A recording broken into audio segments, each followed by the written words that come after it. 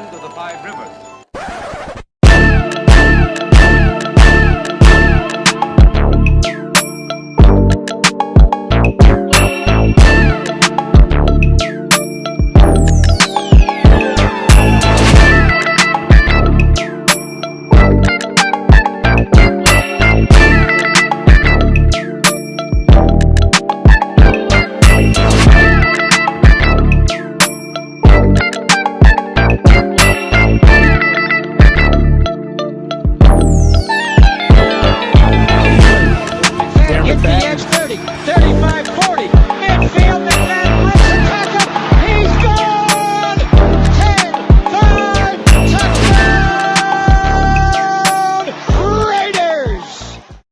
Years ago, when we came to Los Angeles, I really believed that the greatness of the Raiders would be in its future.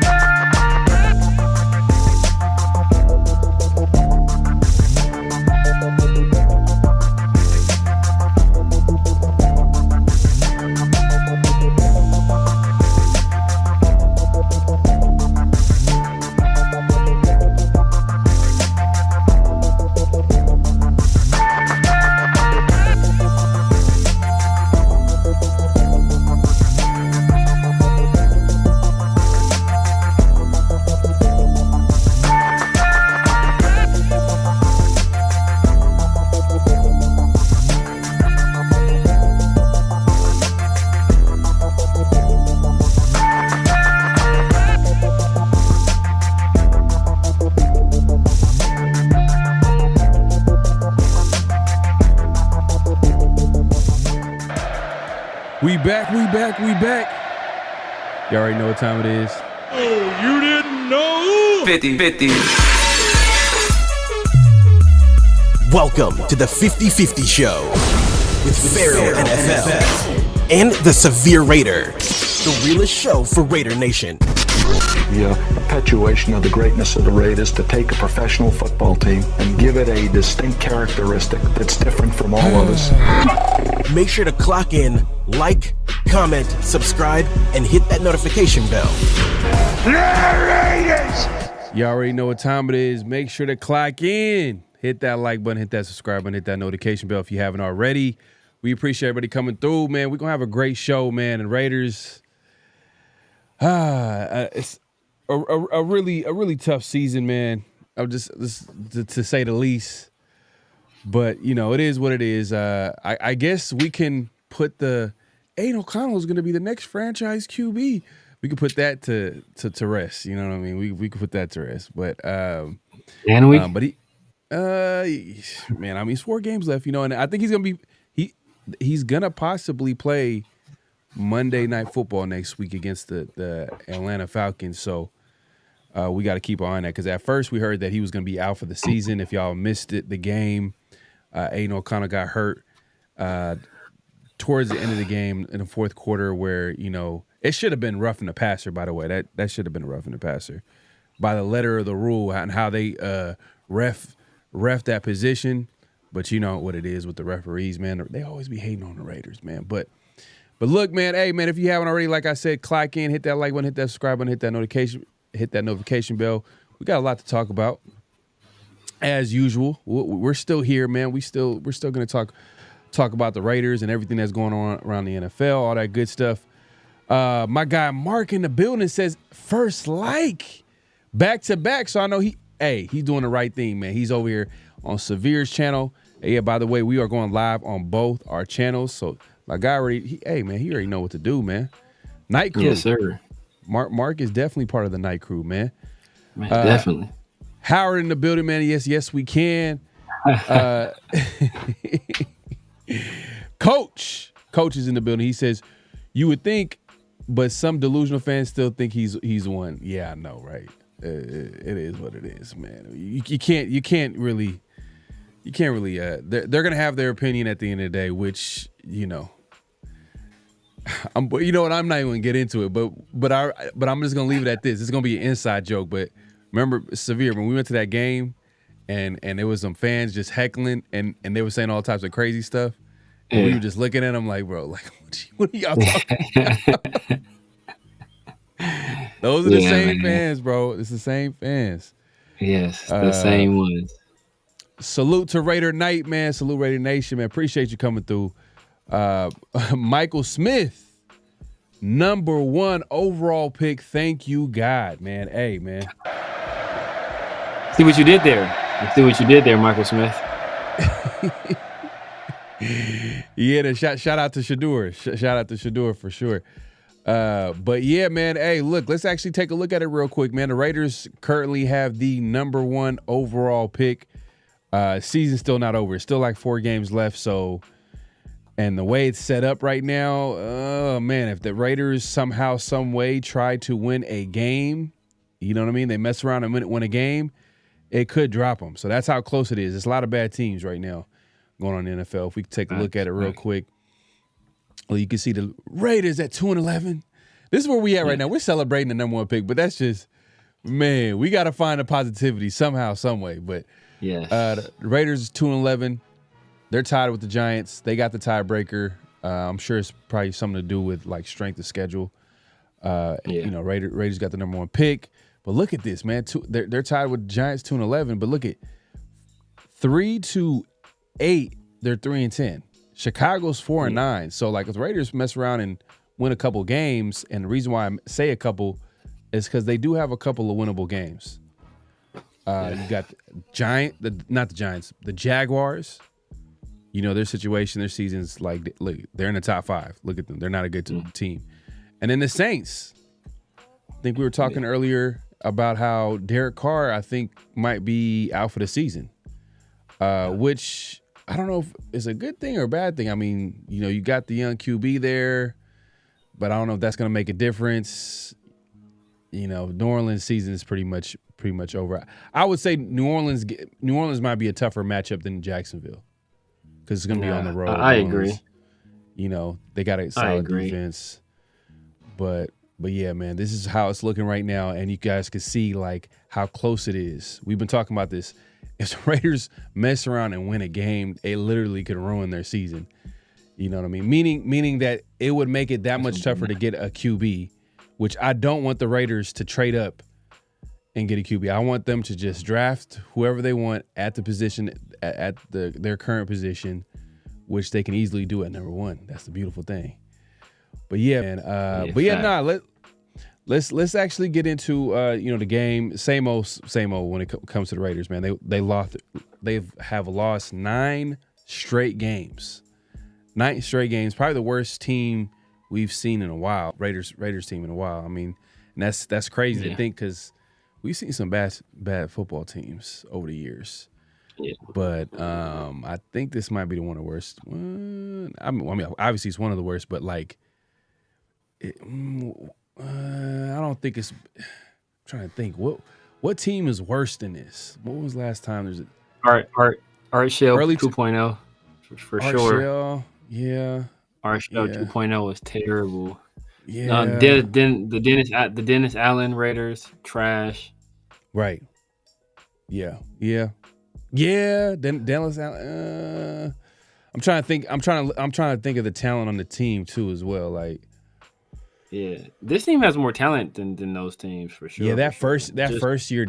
first year with Dennis Allen, that was nasty. Oh my God, because we didn't have any quarterbacks. We were hoping for Terrell Pryor to basically to be the next coming of Cam Newton, I guess. You know what I mean? A super athletic Cam Newton, but we already know what happened with Pryor. But yes, we've seen some bad football teams. Even Gruden's first year as a coach, he was like 4-12. But I mean, this team, like, arguably could be worse than that team. Yeah. When it's all said and done, because they could possibly not go winless for the rest of the season. Even though we're saying, oh, there's 2 winnable games, but ain't no winnable games when it comes to the Raiders. I'm hoping they go win this the rest of the season. So I mean, exactly. There's no point in winning at this point. If you still out here rooting for the Raiders to win games, look, I don't know. I'm not saying lose on purpose, but I'm not rooting for these dudes to win.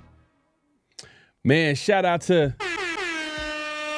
Avocado Raider, man. Hey, if you haven't subscribed, go ahead and subscribe to my guy. He says, but baby Kurt Warner, ain't that right, Severe? Hey, man, I think this is an inside, man, between y'all, man. It is, man. It definitely is, man. AR knows what's up. He definitely knows what's up. Man. But you know what, man? We appreciate the super chat. Man, we got people pulling up left and right. But yeah, man, let's just going back to the game. AOC, and we're obviously we're joking around with AOC, but hey, in reality, like, that's kind of been his whole career. He's played well at times. Like, he'll play good one time, and the next game, it's just there's no consistency with him. And some people could say that dates back to even his time in college too, as well. Like, he'll have a game where he's like, man, this guy could be a solid QB, and then have a game where he throws a lot of interceptions and I felt like he could have possibly had like 4 or 5 picks that game. The types of throws he was throwing, he was getting bailed out by, like, the defense dropping some picks. There was one where he was falling backwards and in the end zone, and we got bailed out with a pass interference. You know what I mean? I'm not mad at that, but it's just, it was a tough game for AOC, and eventually he ended up getting hurt, and it wasn't any better with Ritter in the game either way. But man, we'll get into like Aiden O'Connell and what that's going to look like in the future as well. But yeah, it was just like, man, it was a winnable game, and there was a chance for the Raiders. It was a winnable game, but at this point, man, if you're gonna lose the right way, and at this point, just to get that number 1 pick. So I really don't care at this point. It was competitive. It was competitive. It's what we wanted. Remember, I think before Friday when we do our game picks, we talked about, like, competitive football and watching, football, or I want to say good football, but just watching a good game. But hashtag SS is, like, as you like to say. Damn right. Damn right. Yeah, man, it was, it wasn't a winnable game. I appreciate the effort on defense. I think defense came to play. Trevon Merrick had a real good game. John Jenkins actually had a pretty good game too. Adam Butler had a good game. Kelvin Chasen had a good game. So it was good to see some guys shine defensively. Offense, it was a struggle, as always. Sincere is probably, like, the only standout. Sincere and Michael Mayer. I don't know if Tampa Bay took Brock Bowers out of the game or if we took Brock Bowers out of the game, but like, he didn't have his usual stellar performance. So that was disappointing, because that was one of the things I said I wanted to see was him, just go for a monster game. Like, that was one of the reasons for me, like, I wasn't going to tune in anyway because I had other things to do, but that was one of the things I said I wanted to see out of the game. And just watching the film, it just, there were opportunities there to get him the ball, and we didn't take advantage of it. And that was sad to see. I was happy to see Michael Mayer get off. I think he's going to be a valuable piece of this offense going forward, or possibly, in some people's opinion, a valuable trade piece. But it was good to see him kind of have a good game, especially after the season he's had early on, some of the things he's gone through. Nah, facts, because watching the game, there was moments where I'm like, oh man, it was nice to see Bowers get a catch, and then right after that we see Mayer get a catch. So I'm like, oh, okay, the Raiders, maybe this might be the game where we could see the two tight ends dominate, but after that we really didn't see too much of that. And it was crazy too, even the commentators watching the game, they're like, hey, look, just looking at the Bucks injuries, like their safeties were hurt, the starting linebackers was hurt. You know what I mean? And I felt like the Raiders weren't really attacking the middle of the field as much as you would like. But it is what it is, man. Raiders is just part of the Raiders struggling this season. But you know what? We gotta salute our guy, man. Raiders smoke in the building. Man, appreciate the super chase. Says, what's up with my guys? Not much to cheer about lately, but man, I'm hoping we stay at that number 1 spot and draft a QB. Side note, McCormick looking nice. Hey, facts, 100%, man. Hey, that's another thing too. McCormick is looking nice, but we still need to draft a running back. That's how I feel about it. It's the same. Fact. And that's how I felt to a lesser extent. Obviously, AOC kind of struggled this week, but that's what I was saying about AOC after that good game that he had against the Chiefs. Oh, AOC looks solid, but we still need to draft a QB. You know what I mean? It don't change nothing. And especially the running back room, we talk about how in today's NFL, it's everybody's going running back by committee, and you got fresh guys at that position to come in and play well. You know what I mean? So McCormick playing well is a good thing. So Amir Abdullah, he's a veteran on a 1-year deal. Is he going to come back next year? Probably not. New OC coming in, new offense. They might go their separate ways. Zamir White, is he going to even make the team? I don't know what his situation is going to be like. You know what I mean? It's going to be a whole different, offensive system next year, and that running back room is going to need to be revamped along with the QB position, QB room too as well. So I think with this running back heavy draft coming up, man, I'm hoping. I keep saying it every show. I keep saying I'm hoping we get a game changer at running back, man. It's going to be tough because depending on how the Raiders finish the season, they might need to mortgage some of those picks in order to get to a spot to get a QB. So that might affect some things.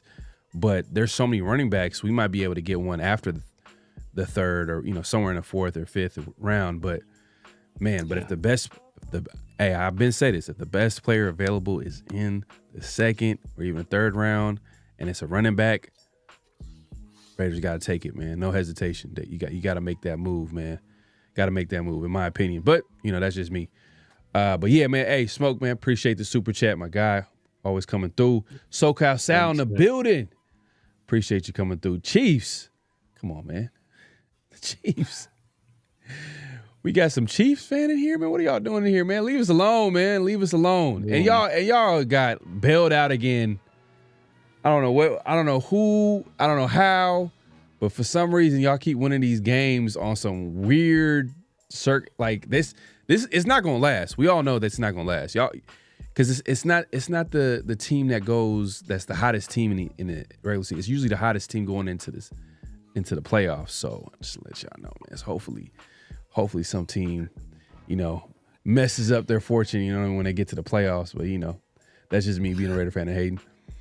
Raider P has a question. He says, Pharaoh Severe, how would you feel about taking Travis Hunter and trading our next 2 picks to move back into the first for our QB? Hey, I'm not mad at it, man.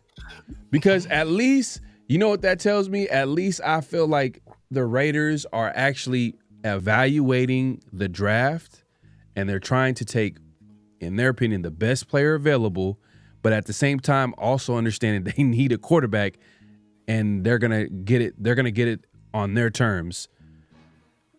Now, I just hope it's not a situation where they predetermine and be like, we need to get a QB, and they don't really, evaluate the draft. I'm sure they're gonna do that, but it's just, hopefully they don't force it. I just hope they don't do something weird, like they don't really evaluate. Like this is Raider PTSD. Be honest, it's Raiders PTSD.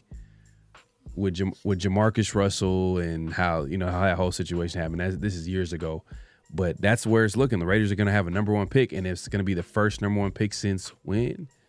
2007 when the Raiders drafted. And there's still a few games left for it to be official, but it's a good possibility the Raiders will finish with the number 1 pick, and if they do, that's the last time they've had the number 1 pick was when they picked Jamarcus Russell. So hopefully they do their due diligence, and they had, man, because Severe, we were, and that's another thing too, because I know you're like, hey, we need to get a QB. We need to get a QB at all costs. But we probably could have said the same thing about that team back in 2007 where we didn't have a quarterback. You know what I mean? And at the time, I'm with you too. I was like, man, Calvin Johnson. I've never seen a player like this, like 6'5", 4.3 speed, 40+ bench. Hopefully the Raiders could get him. Yeah. You don't think the Raiders should go after a guy, or not? Obviously, that I'm there. I don't know if there's a Calvin Johnson in the draft. Like that's one of one. But my point is, a best player available. Exactly. There might be someone else that might be a best player available. So I think it's a completely different situation on multiple levels. First and foremost being that I had absolutely no faith in Jamarcus Russell. Like, he's a guy that a lot of people thought was going to be like a late first-round pick or second-round pick until he had that crazy game against Notre Dame in the Sugar Bowl. Right. I actually had Drew Stanton rated higher than him. I actually, even though he ended up going later, I like Troy Smith better than I like Jamarcus Russell. Troy Smith was a guy, quarterback for Ohio State. He had won the Heisman that year. I liked him better than Jamarcus. A lot of reason he fails because he was under 6 feet tall. At that time, if you weren't 6 feet and you were a quarterback, that was like, that was a no-go. Like, we ain't messing with you. So, and then Calvin Johnson, he wasn't even known as Megatron yet. He was Calvin Johnson back then. He was just a freak, bro. It was no way in the world he wasn't going to be a good player. You just knew this guy's going to be a very good player. What did we think automatically he's going to be Hall of Fame? No, but he's a can't miss. He's 6'5", 230, or almost 6'6", 230. Ran a 4.3, jumped over 40 inches. Incredible hands. Like, produced incredibly for Georgia Tech, with a team that had no quarterback. Like, you knew this dude was going to be a monster in the league. And then a lot of people wanted Adrian Peterson. He's another guy where it's just like, yo, bro, this dude with his physical build, his production, with what he did at Oklahoma, this guy's going to be good. So a lot of people wanted him, and then Jamarcus Russell was the guy that was kind of full of question marks, right? He had work ethic issues, he had accuracy issues, he had some leadership issues at LSU. So it was one of those situations where we took the riskiest player. Like, there were some safe guys there who had not only had high floors but had high ceilings, and we took the guy with the extremely low floor but a high ceiling. Yeah, it's just like we're gonna, like, we're not there yet, but like we're gonna get to the point where we're looking at these big boards and we're gonna notice that like QB is not even close to being a top 10 player. You know what I mean? It's gonna be a lot of people's big boards, and meaning that, like, when I say big board, I mean like the best players. They start ranking all the best players coming out of college going into the draft, and a lot of people's big boards are probably not going to include a QB. You know what I mean? It sucks because that's the year that we are finishing with a top 5, top 3 pick. It's like, come on, man! Like, out of all years, man, last year was our man. That's why it hurts that Michael Penix, that whole and guess what? We play the Falcons, so I would say I want the Raiders to blow them out, but then at the same time, it's just going to hurt us even more. So Exactly. like, I really want the Falcons to lose, but it's just, I don't know. It's yeah. Go ahead. Now, I'll say, what if Max Crosby knocks Kirk Cousins out the game early? I'm not wishing any harm on anybody. Like, what if Max Crosby knocks Kirk Cousins out the game, right? And then Michael Penix come in and just cook us. You know how mad I would be. Oh man, You know how mad I would be. Yeah. But to your point, man, like, you know, the quarterbacks aren't rated as highly as they were last year, but I still think most people for what I've seen, most of their big boards, they have both Shedeur and Cam Ward as top 10 players. There are few people that don't have them both as top 10 players in this draft. You know? And some of it could be the value of the position, not necessarily talent, so you have to be careful of that. But no, I think both of those guys are pretty good prospects. Yeah, man. Raiders Pete says Travis Hunter could be our next C. Woodson. Hey, man, he's talented, man. And he is. Even though Charles Woodson played, but it wasn't to the extent of Travis Hunter is actually legit receiver as well as DB. So it's like, but I think coming into the NFL, he's gonna have to choose a position. And if you're gonna pick him that high, what are you? You think he's gonna play both? I think he can play both. I don't think he'll be. I think when he comes one to the position, league, he got to focus. He got to focus on one position the most, though. Of those positions is going to be corner, just because you can have plays where your number one receiver isn't on the field, right? You can just design packages around him being that guy. You know, going out there but generally your number one corner never leaves the field. So, you know, I think he has more value as, hey, you know what, he's going to be our number one corner. We're going to keep him on the field all the time at corner. Then we're going to have packages where he can play wide receiver. The only thing about Travis Hunter is that I don't have him as my number one corner, right? I have Will Johnson out of Michigan as my number one corner. Then he's like number two. He's number two, but there's a corner out of Notre Dame whose name I can't forget it. I forget his name right now. But they're like neck and neck for my number two corner right now. And then I may have Teteroa McMillan above him as my number one receiver. But, you know, he's right there at number two. So he's top two in both those positions. This would have been controversial, but we should have Travis Hunter as flag on the play for his situation with his girl. But that's a whole different different topic. Yeah, I ain't touching that, bro. I'm not touching that. Whew, man. Hey, man, athletes, bro. Yeah, that's a whole different conversation. But coach says, why does the NFL keep helping the Chiefs? Ain't nobody like them outside of KC. It's because of Patrick Mahomes. They got a quarterback. They got the best quarterback. Yeah. Their box office as far as like, you know, Andy Reid, and that's like their selling point. Like they want them in the Super Bowl. He's the Brady now. He's their Brady. Like Brady's retired. He's gone now. They need someone else that they can prop up and promote the NFL and their brand. And you know, hey, look, you know, Patrick Mahomes is a great quarterback, but I feel you, man. I'm sick of it. But hey, you know what though? You know what the Raiders need to do? They need to get better. And they need to, and their mentality needs, like, we need to stop Patrick Mahomes and Andy Reid. But it's gonna be tough, man. When you got that coach, hopefully Andy Reid just retire, man. Maybe some he just like, you know what? Let me go on my vacation or whatever. But I think at this point, like, Raiders need to focus on being a better team. That's all they could do. But Raider Smoke wants to remind y'all, man. Hey, man, my guy Smoke, man. Hey, this always dropping straight facts. He says, make sure to you guys get some 50-50 merch for the holidays and support Pharaoh and Severe. Get your lady a nice sweater for Xmas. That'll buy you some more golf time with the boys. Hey, there you go, man. Hey.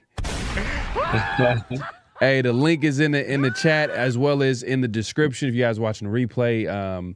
Yeah, man, definitely check out the 50-50 shop, man, and get your latest gear, man, Raiders gear, all that good stuff, man. It's a great way to support, but also, you know, keep yourself warm. You know, we got some hoodies, all that good stuff, and more stuff to come too as well. So just be on the lookout for that. Yeah, we got to grab some. We got to get some golf merch just for Smoke. Oh yeah, get some golf stuff on there. Yeah, just for sure. Smoke. For sure, man. We gonna have to get some, man. We gonna have to give you like we're gonna figure something out, man. We gonna figure something out, man. But yeah, man. You know, Severe's still working on his Charles Barkley swing. You know what I mean? So We're gonna have to.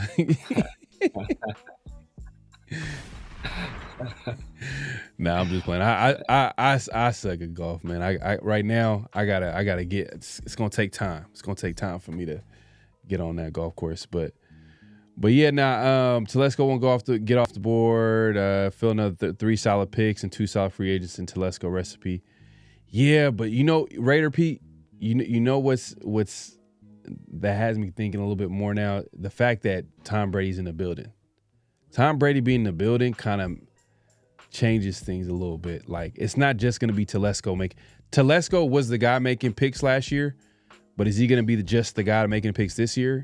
I think there's going to be someone in the building that's going to have a lot more say, that's going to influence a little bit of his decision making.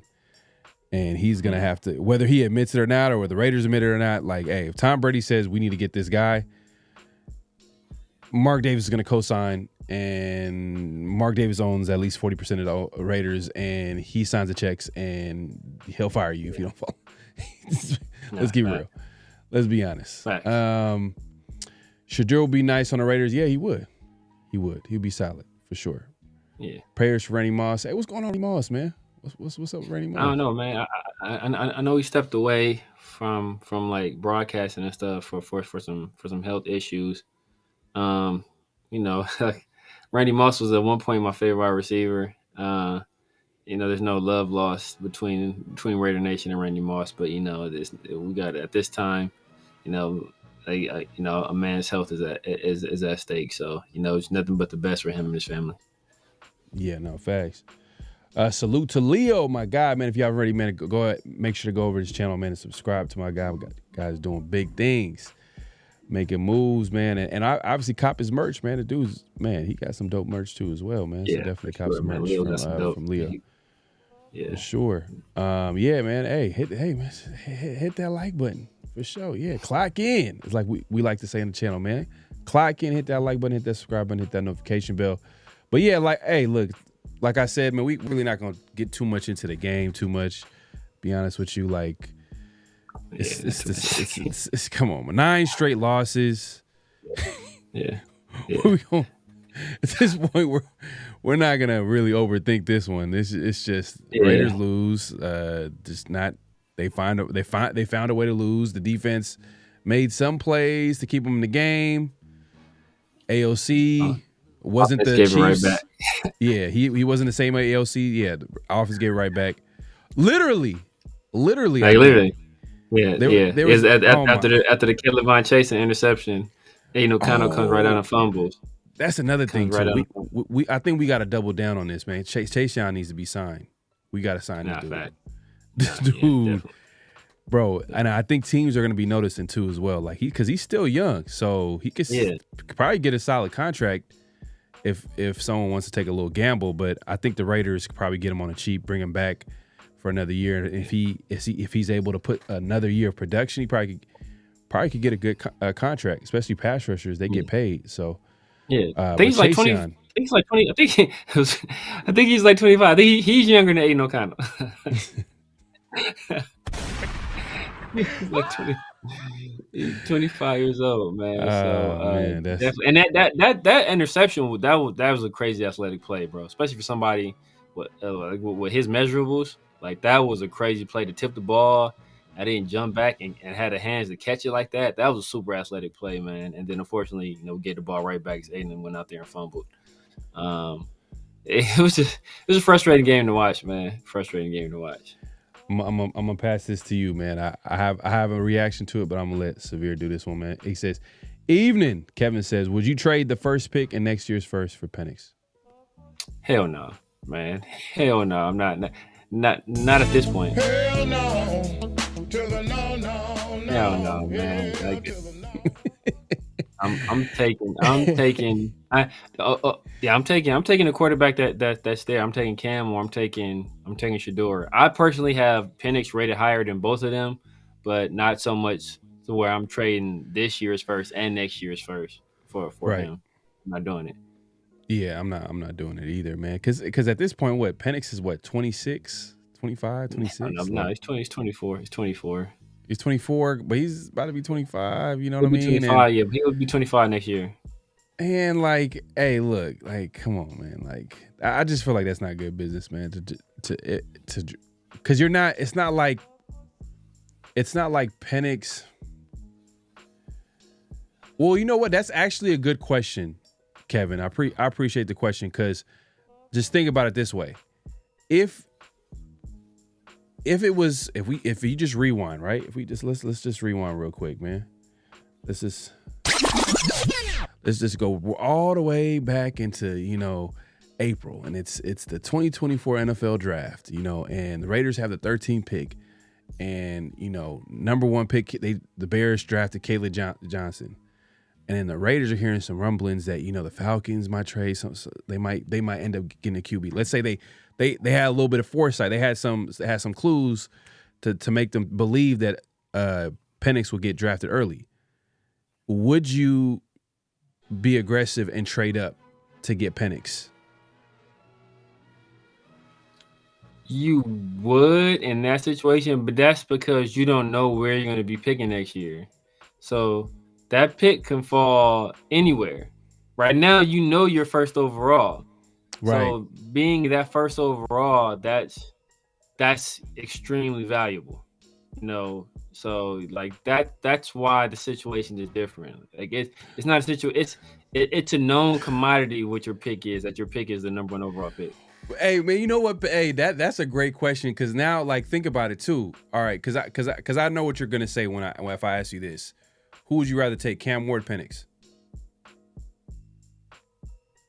Penix. Who would you rather take, Shedeur or Penix? Penix. You see what I'm saying? So it's like, man, it makes you think, bro. It makes you think. But if you're asking me, but it'd be like this though. Would I rather have Brock Bowers and Cam Ward or Michael Penix and Johnny Schlesinger? Like I'm taking I'm taking Bowers and Cam. Nah, for real, man. Hey, by the way, y'all, we got a mic draft. Fanboy Podcast says, I hope my Raiders can draft Cam Ward. It's a possibility. But I think if anything, man, I just feel like all signs point to Shedeur. If it's Shedeur, Cam, like are the Raiders, like the Raiders are making it obvious. Deion and the Sanders family, they're Shedeur, they're making it obvious. Like Shedeur is driving by the stadium and like saying legendary and putting it on his story, knowing that like the Raiders are one of the worst teams in the NFL, and they have a big need at quarterback, and they're gonna have most likely a top 3 pick, and he's saying legendary. Like come on, bro. I don't know how true this was, but like somebody's like he was on the boat out in Miami and he put like legendary, and it's like, oh, he's going to the Dolphins now. Yeah. Garrett says, a salute to my guy Austin, the Wanderer, man. Appreciate you coming through, my guy. My guy, Austin Alias into the building. Hey, tackle this one real quick. Garrett Mitchell has a message for you. Nah, man. You don't. You do not trade Crosby unless he asks for a trade. That's the only way I'm trading Crosby. Unless he asks. That's essentially the only way I'm doing it. And I know a lot of people want us to somehow get both Shedeur and Travis, and the only way you do that is if you trade Crosby in the deal. But I'm not doing that. Like he is the cornerstone of our defense. He's the most valuable player on that defense. He sets the tempo and the tone for this team as a whole. And no, he's just too valuable of a player to give up. Like, so unless he asks out, you keep him. Yeah, man. I understand the logic, but Crosby he has too much impact on this football team. He's just not a talented player. Like if he was one of those diva players, like let's say it was a diva receiver who he was not a leader in the locker room, but was super talented, then we could justify maybe trading him and getting some draft picks because we're rebuilding. But Crosby means a lot to that locker room, as well as the fan base, as well as him being a great player. It's like, man, like it doesn't even make sense to trade him, and he wants to stay. Like what? Exactly. Like he wants to be a great player, wants to be here, and you want to trade him away? What type of what business are you in to do that? Like that's crazy. Exactly. Raiders Pete says, think of it. Chase on Kuntz bagged, Snowden refined, another big time D tackle to accompany healthy Wilkins, and all the picks from trading Max. You know what? That makes me think, man. Are there any free agent D tackles? Not to say that the Raiders are going to be aggressive and get a D tackle, but it'd be interesting if they grab maybe some of the guys, because they got over $100 million in cap space. I know some of that's probably going to go into resigning some players, but it's kind of. It's I don't know, man. It's there's still a little bit of like mystery though, because which players are the Raiders are really going to bring back? Because on one, if Pierce comes back, then you can probably start connecting the dots with like guys like Kuntz and Chase Young and all those guys, right? But then if the coaching staff gets fired, then it's like, does Kuntz even come back? You know what I mean? Because that's a whole different coaching staff. Like they don't know him. Yeah. And he's coming off a big time injury, so it's like, does that coaching staff that's incoming want to take that risk and bring him in? Who makes that decision? Does Telesco bring him in and that new coaching staff to pick him up? Or I don't know, man. It's going to be interesting when it comes to the Raiders re-signing players, because they got a few. Yeah. It's not just a couple. Like it's you got the Nate Hobbs of the world. You got obviously safety Trayvon Morrig is a free agent. There's a few players that need to get re-signed. So obviously we say Kuntz and then we like Chase Young, but he's also going to be a free agent as well too. Adam Butler, I believe he's a player that who's pretty solid. A lot of everybody's giving him a lot of praise this year. Smoke says, I'm for AP staying another year with his OC and QB. What are his chances he stays percentage-wise? What you got, Pharaoh? I think it's like 40% that he stays. 40%. Yeah, I got it. Actually, I got it opposite. I got it at 60. I think it's more likely that he stays than not. Okay. But 40% of him leaving, that's still a very, very strong possibility. Right, still a very strong possibility. So right. I would not be surprised at all if he gets fired. But I think right now, not having that vote of confidence, I think, the Raiders are leaving their options open. But I can see him coming back. There was like a report, which is like, take it for what it is, but they were saying that like the Raiders are not going to fire AP during the season, and they're going to obviously wait until the after season to evaluate AP before making a decision. And I'm like, damn. Yeah. That tells me right there that they're looking to replace him. Because common sense would tell you that, we've been saying so many different times that like, hey, you got to give a coach more than 1 year. Like there's no way, like you can't just you got to give him more time. But the fact that we're going to evaluate after 1 year, that's the messaging. Like, yeah, you should evaluate it back when he became before he was when he was a head coach as an interim coach. Yeah. That's the type of conversation that should be happening. That you're having that conversation after his first year, that tells me that they're looking to replace him. So that's why I say it's 40% chance that he comes back. Even though I think that they should get more than 1 year, but I don't know. I mean, I think part of it is they want to see who else they can get. If they can get a high profile name to come, if they can get like Ben Johnson or Bobby Slowick, then I can see that. But Ben Johnson and Bobby Slowick ain't coming here, so like they're not having it.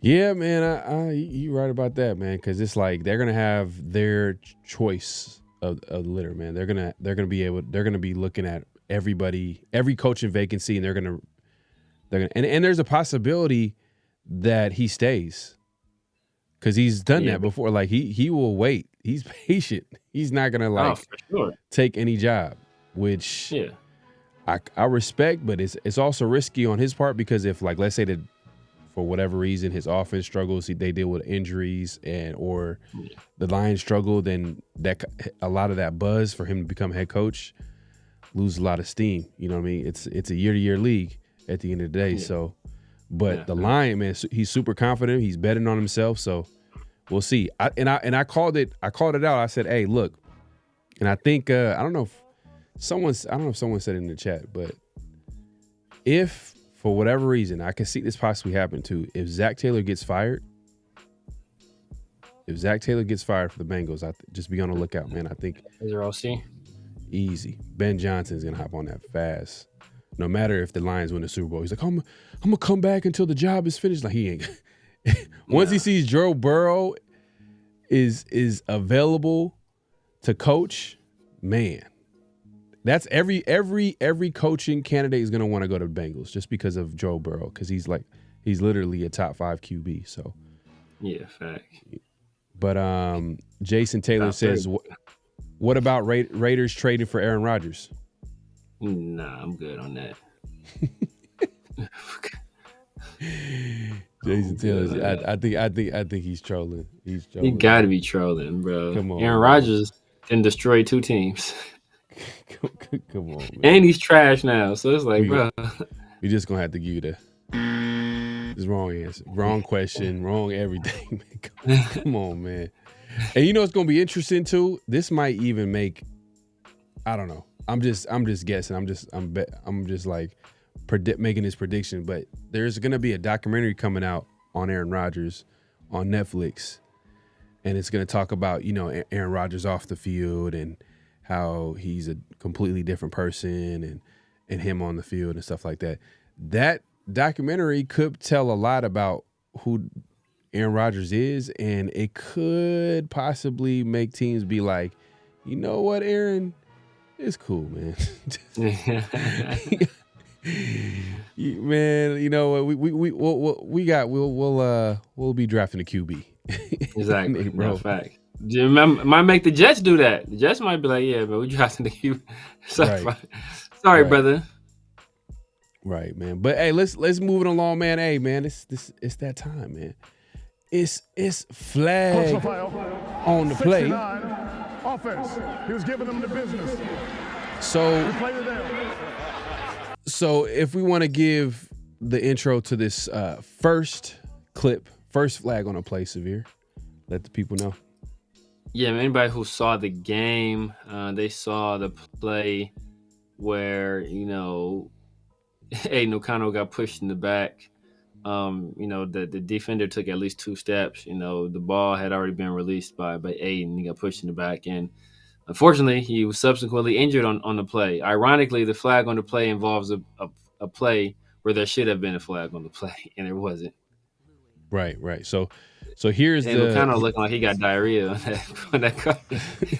Him carted off on the field, and it's like it makes you think like, hey, were they trying to lose this game, or was they trying to, you know what I mean? That's a whole different conversation. But because Ritter, I'll be honest, AOC is a way better option than Nesbitt Ritter. Like Ritter is not going to do anything for you, especially at this point, like coming in late in the season, and he's just not going to be that guy for this team. But or as far as winning the game, but like, pretty much. But yeah, definitely flag on a play.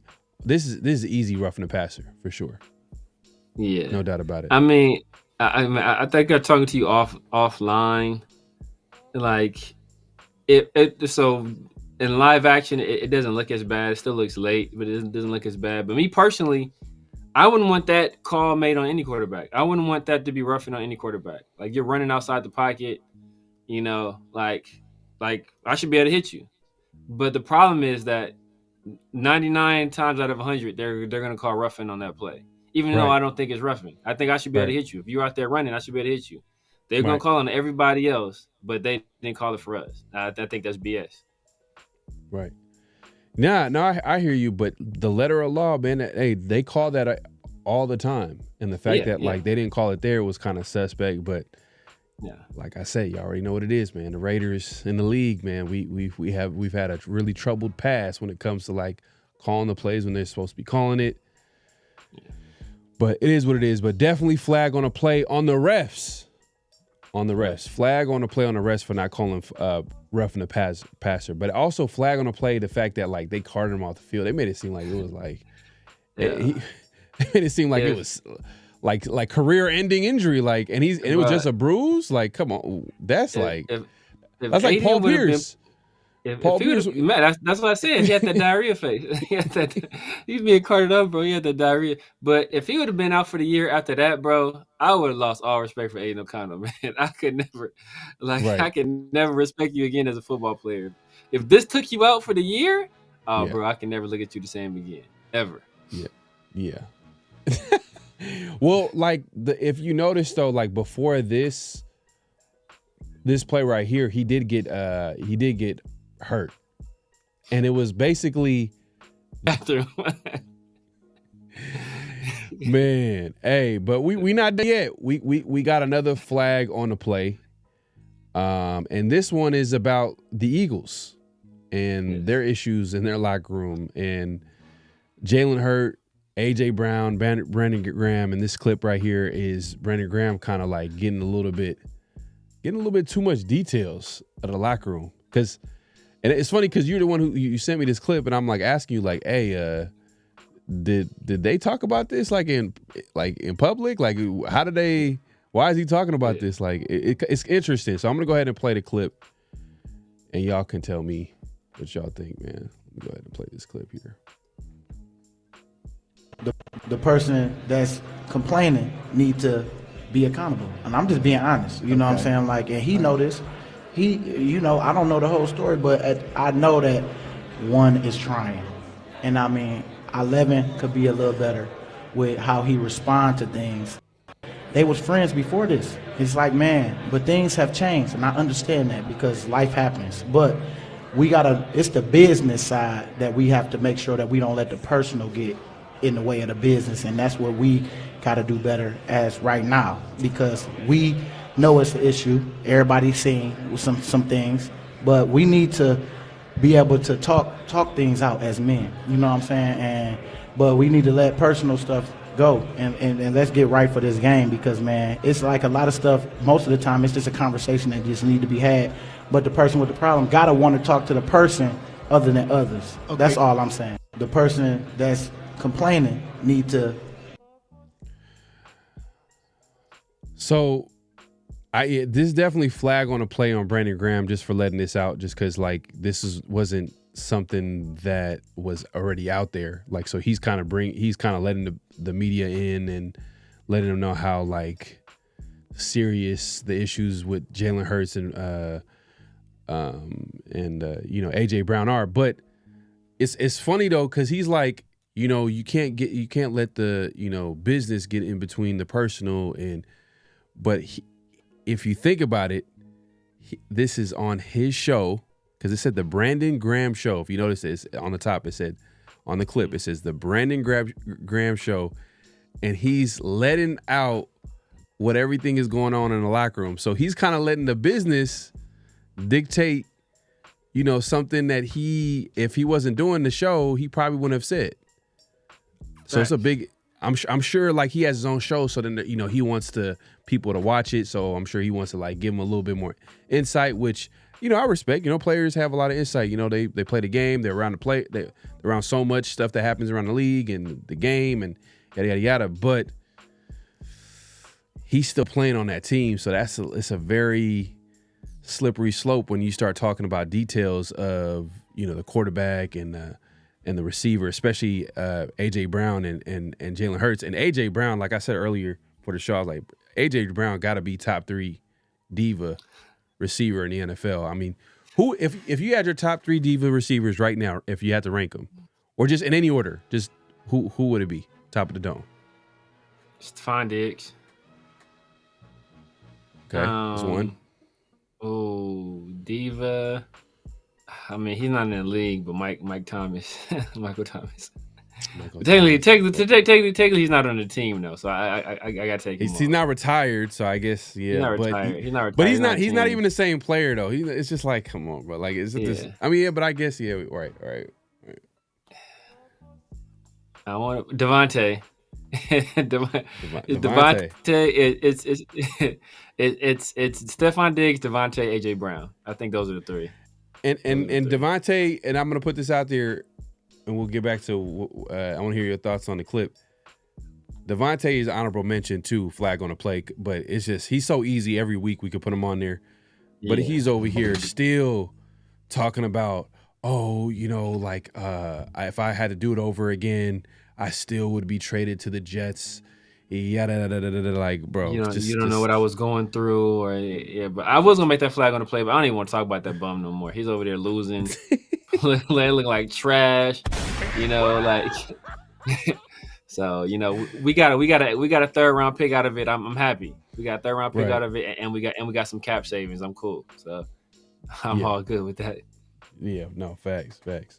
But yeah, man. So what were your thoughts on the clip, man? On this Brandon Graham clip talking about his teammates.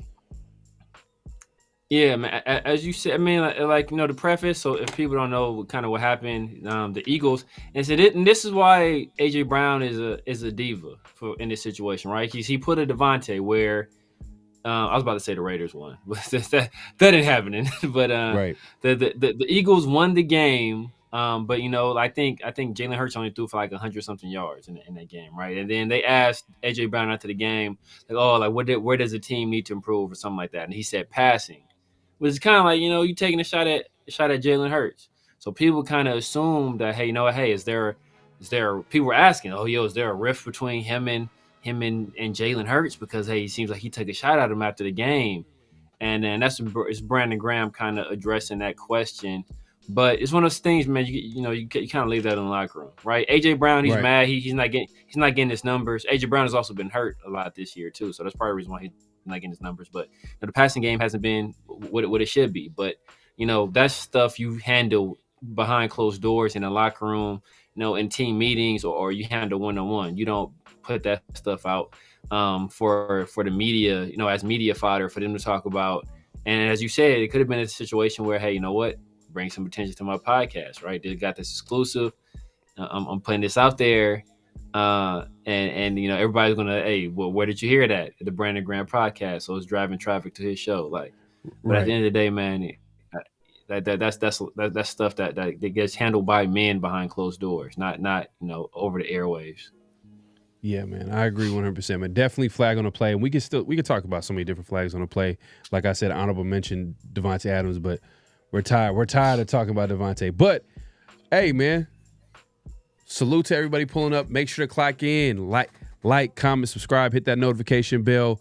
Also, if y'all have any flag on a play videos, things that you would think that would be a great addition to the show, don't be afraid to hit us up on IG, X, social media.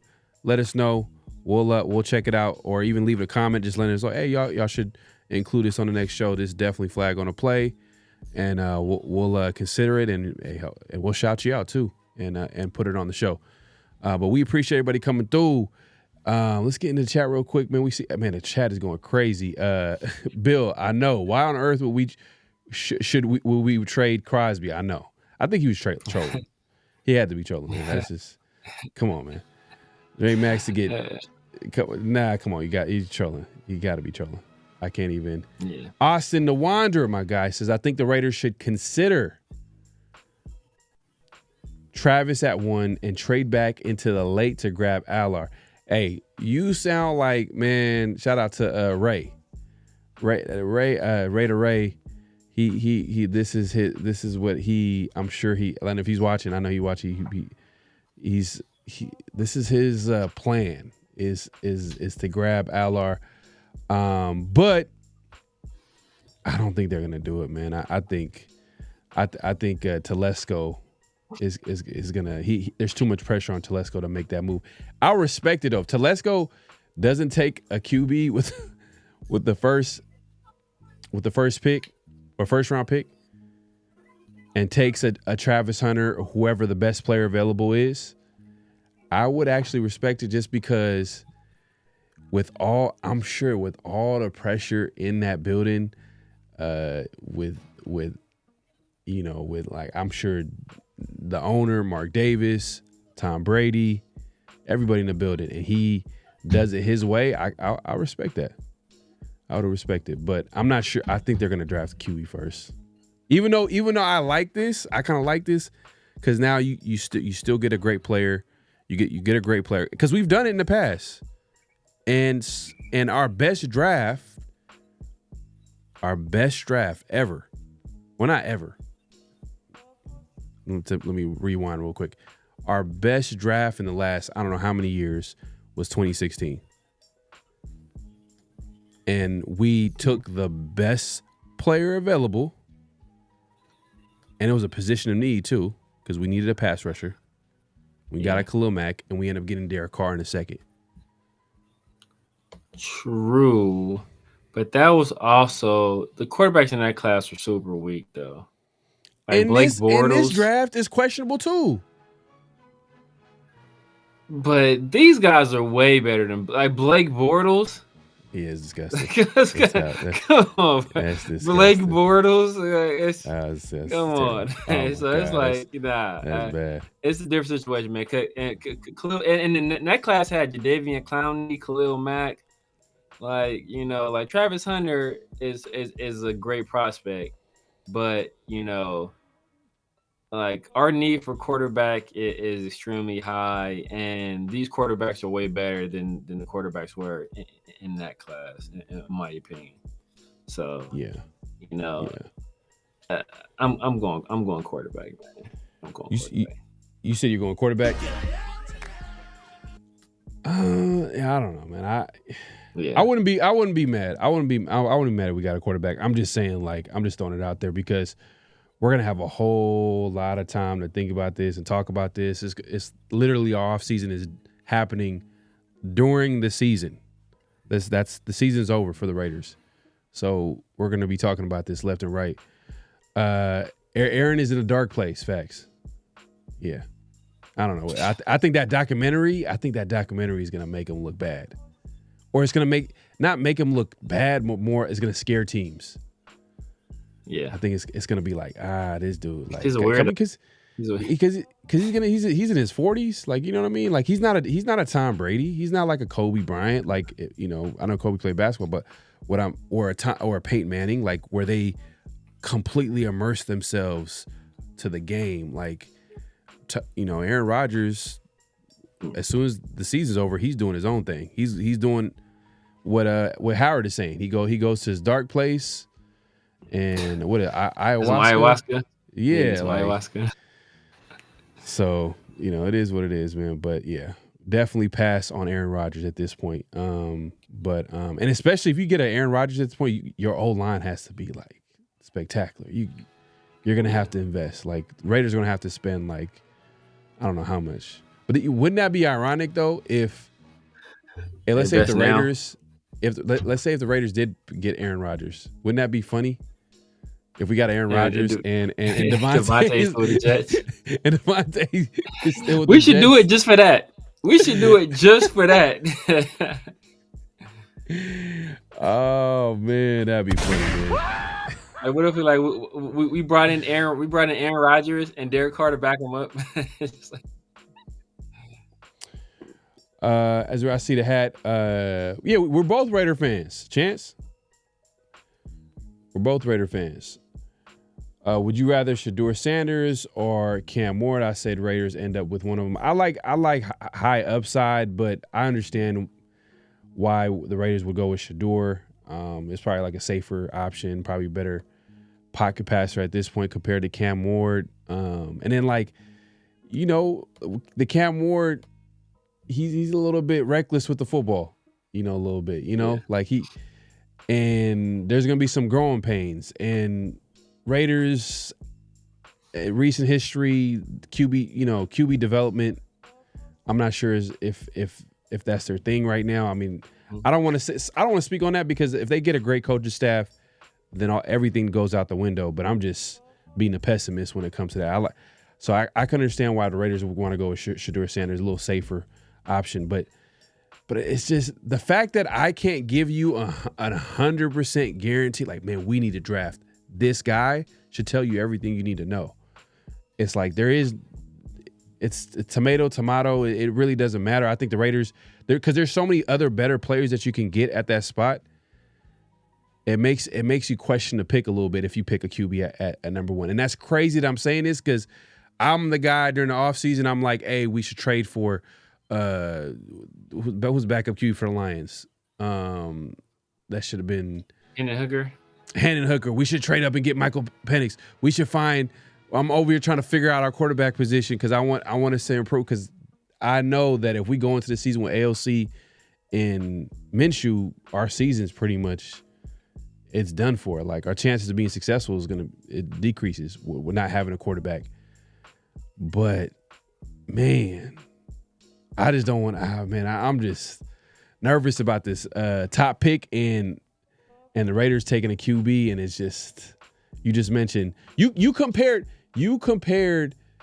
and not you, but we before the show we were talking about like how what this draft class reminds you of, and it wasn't you, but you were quoting somebody else about like how it reminds you of the 2015 draft class and how there's only like 2 quarterbacks that you would probably take, and then everybody else.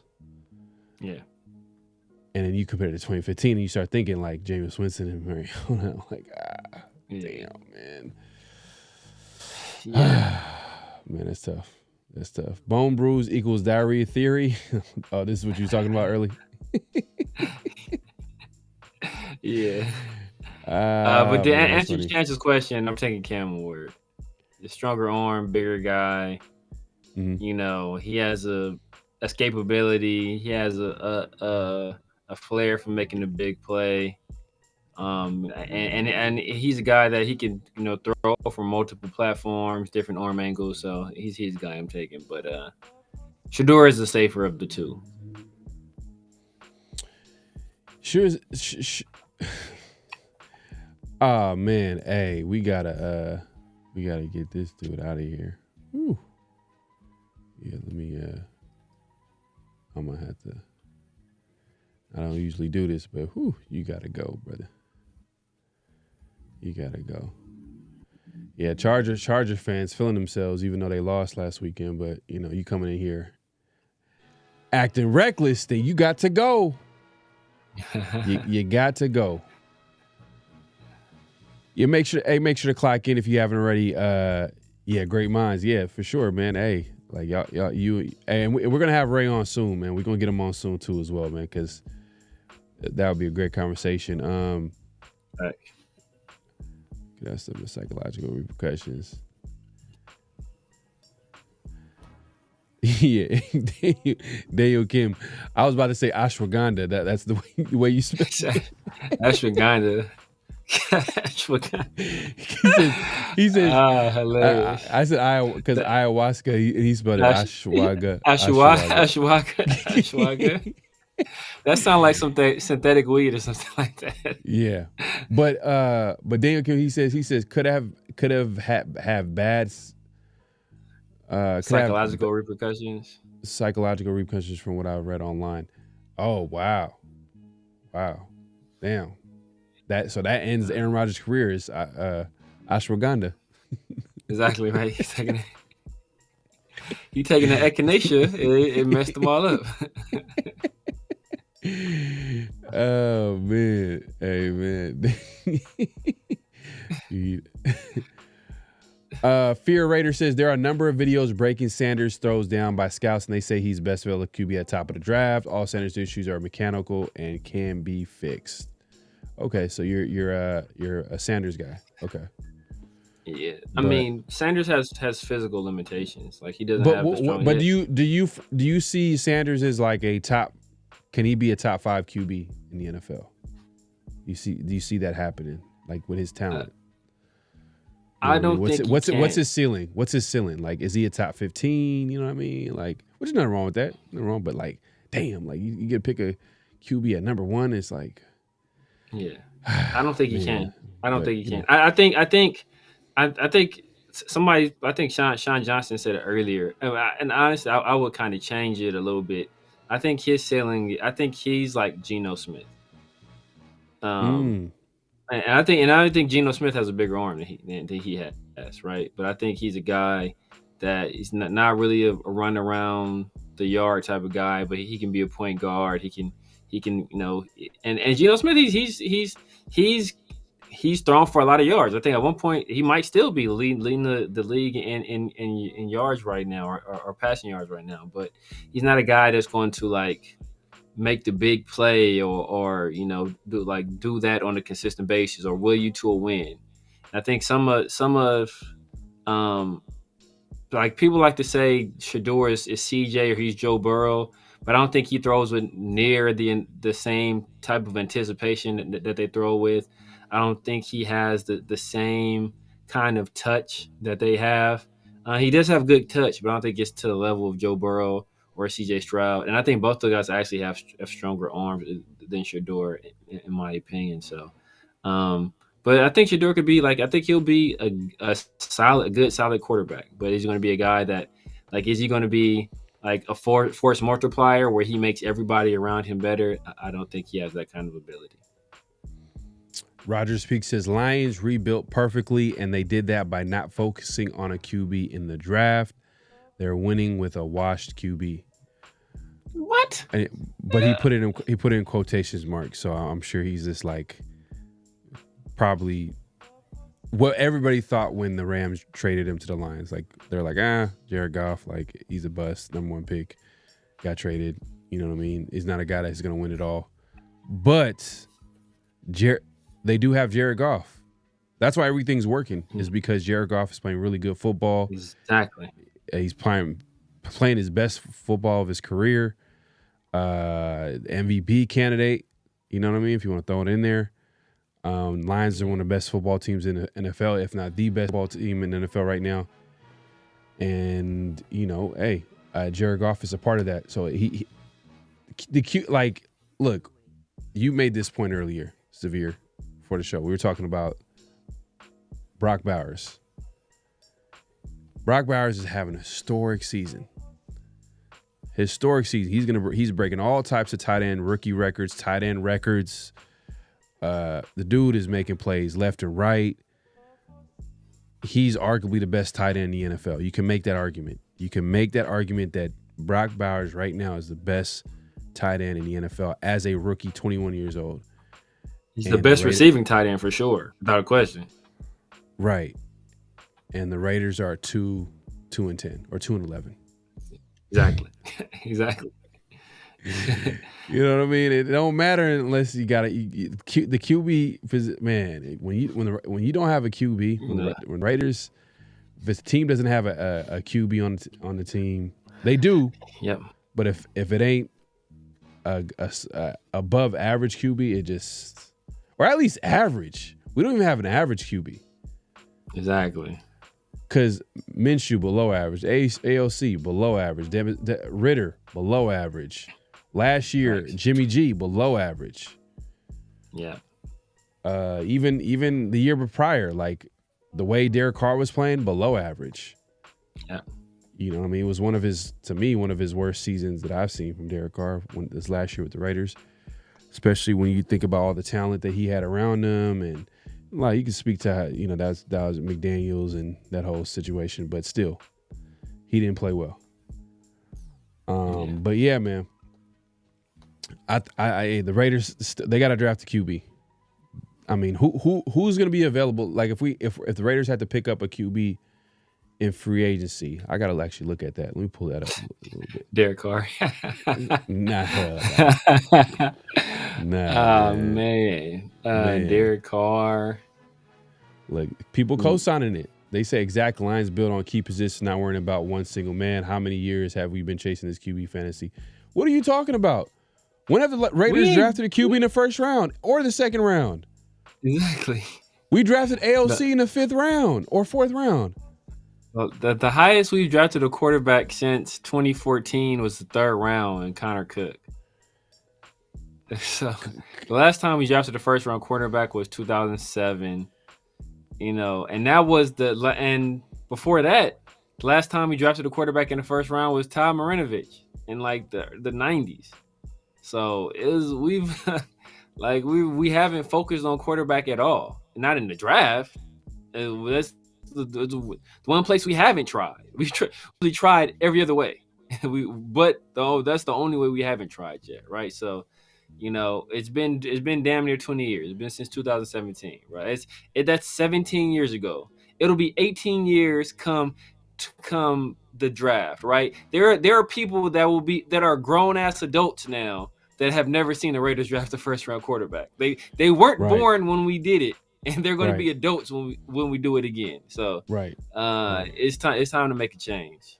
Right. Time the Raiders to make a change, man. And the thing is, this is what needs to happen, bro. The Raiders got to pick a QB in the draft, but the thing is too is that the Raiders' issues haven't been us chasing a quarterback. The Raiders' issues have been actually drafting well, which we just did the last draft.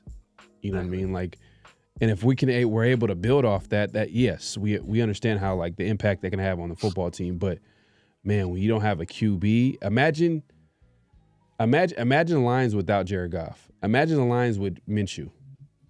With Aiden O'Connell. Or, you know what I mean? Or Jimmy G. Oh, my God. You know what I mean? Oh, like, my God. Well, I will say this. The 49ers, somehow, some way, they were able to, that's how good they were, roster-wise. They were able to win with despite of having Jimmy G at quarterback. Like, literally, we seen what Jimmy G is. Nothing. Just nothing. Exactly. A whole bunch of just. That was no arm, no nothing. I mean, the injuries took a toll. By the time the Raiders got him, I'll say that like injuries probably ruined his career at that point. But like, man. But real quick, man, let me put this on the screen. This is the 2025 NFL free agent list for quarterbacks, and let's see probably if putrid. Daniel Jones. Let's see right here. Let's see. All right. This is disgusting already. It's trash. We got Sam Darnold. You know what I mean? We got Zach Wilson, Trey Lance, Jacoby Brissett, Taylor Heineke. You see, like Marcus Mariota, Drew Lock, Jarrett Stidham. I know some people there might be some Jarrett Stidham fans. There's gonna be some people in there. Justin Fields, trash. Justin Fields, free agent. Joe Flacco. I'll take Jameis for entertainment value. But you're not gonna take him as like a backup QB. But I'm not gonna lie, man. Backup QB. I don't know what's wrong with Jameis, but he keeps throwing pick six. What's wrong with him? Like why does every time I'm watching a Jameis Winston game or highlight, he's always throwing a pick six? Does he have like the most pick six of all time? Like this dude, like quite possibly. I'm just saying, bro. Every time I watch a Jameis Winston game, he's always throwing a pick six. Quite possibly, man. Mac Jones. Because Jameis Winston has such a good arm. That's the best. Oh, Josh Johnson still in the league. Josh Johnson is like 50 years old. Jameis has a crazy arm. Like he has very good arm. But he just makes some of the worst decisions you've ever seen any player make in your life. It's the problem. Yeah. Yeah, man. So look, man. Look, the Raiders, Sam Darnold, come on, bro. Like, Sam Darnold's going to get paid. Someone's going to pay him. And I hope it's not the Raiders because I think Sam Darnold's probably coming off a really good season for him. But it might be the product of playing in a good system and a good play caller. Kevin O'Connell. Yeah, Kevin O'Connell. And then you got Addison and Justin Jefferson and TJ Hawkinson you're throwing to. Like that does a lot for you. Right. So the talent is going to drop a little bit with the Raiders. We do got Brock Bowers. We do got Jacoby Myers, but they're not Justin Jefferson and Addison. And also combined with a really talented tight end that they have too as well. So it's like, that's it. Yeah, left tackle like Darisaw. You got a good offensive line up there. It's like yeah. But let's move it along, man. Let's get back on track, man. Let's get to notable quotables. This is where we play some quotes that we find that are interesting that we want to talk about. Start this dialogue real quick. Just bear with me 1 second. I just seen this. Smoke said A-Rod smoking that Hashmuzada. Hushmanzada. Hushmanzada. Hold on 1 second, man. Bear with me real quick. Daniel Kendall has a comment for you. He says, here you go, if you want to go ahead and read it. Yeah, the knock on Sanders and Ward is that they hold the ball too long and not throw on time or throw guys open.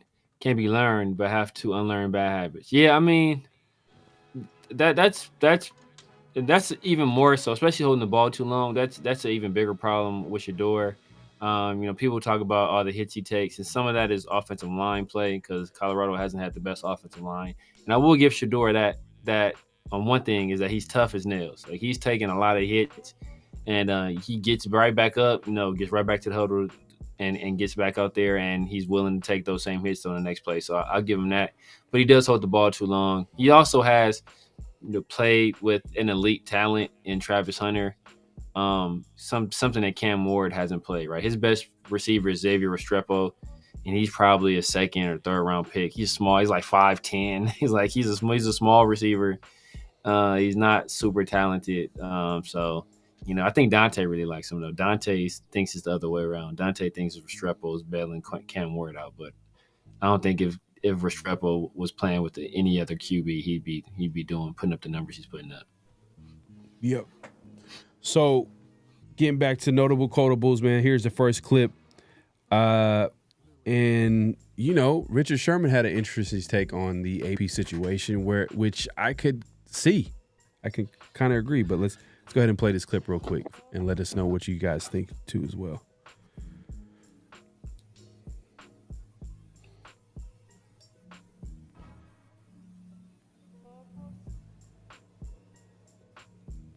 Can't hear anything. Did you send it up yet? Hold on.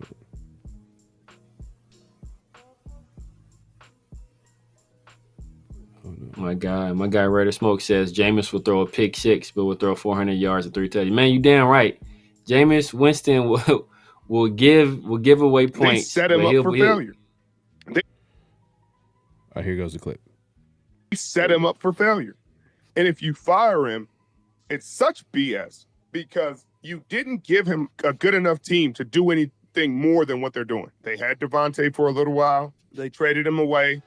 You let Josh Jacobs go. And so you knew that this wasn't going to be an attractive job last offseason. So did you just give it to Antonio Pierce so that he could bite the bullet this season just to fire him until it was a more attractive position when you have a high draft pick? You set the man up for failure, expected him to fail, fired him for failing with no chance. And if they do that, I'd be so pissed off because that's total BS. They set him up for failure. So that's Richard Sherman on his podcast talking about the AP situation, and obviously hear him say set him up for failure, and his take on how the team wasn't really set up to be successful, meaning they don't have a quarterback. They didn't get a quarterback. They obviously had the wrong OC, offensive coordinator. O-line struggled. And some people could probably say like, oh, well, that's AP's fault to getting the offensive coordinator and that letting the offensive coordinator literally, kind of ruin the season, so to speak. But like not having a quarterback was the biggest issue. And if you don't have a quarterback, it's going to be tough to win in the NFL, in today's NFL. So, and on top of that, like he makes a good point too. It's like the Raiders were at pick number 13. And there are so many different teams that needed a QB.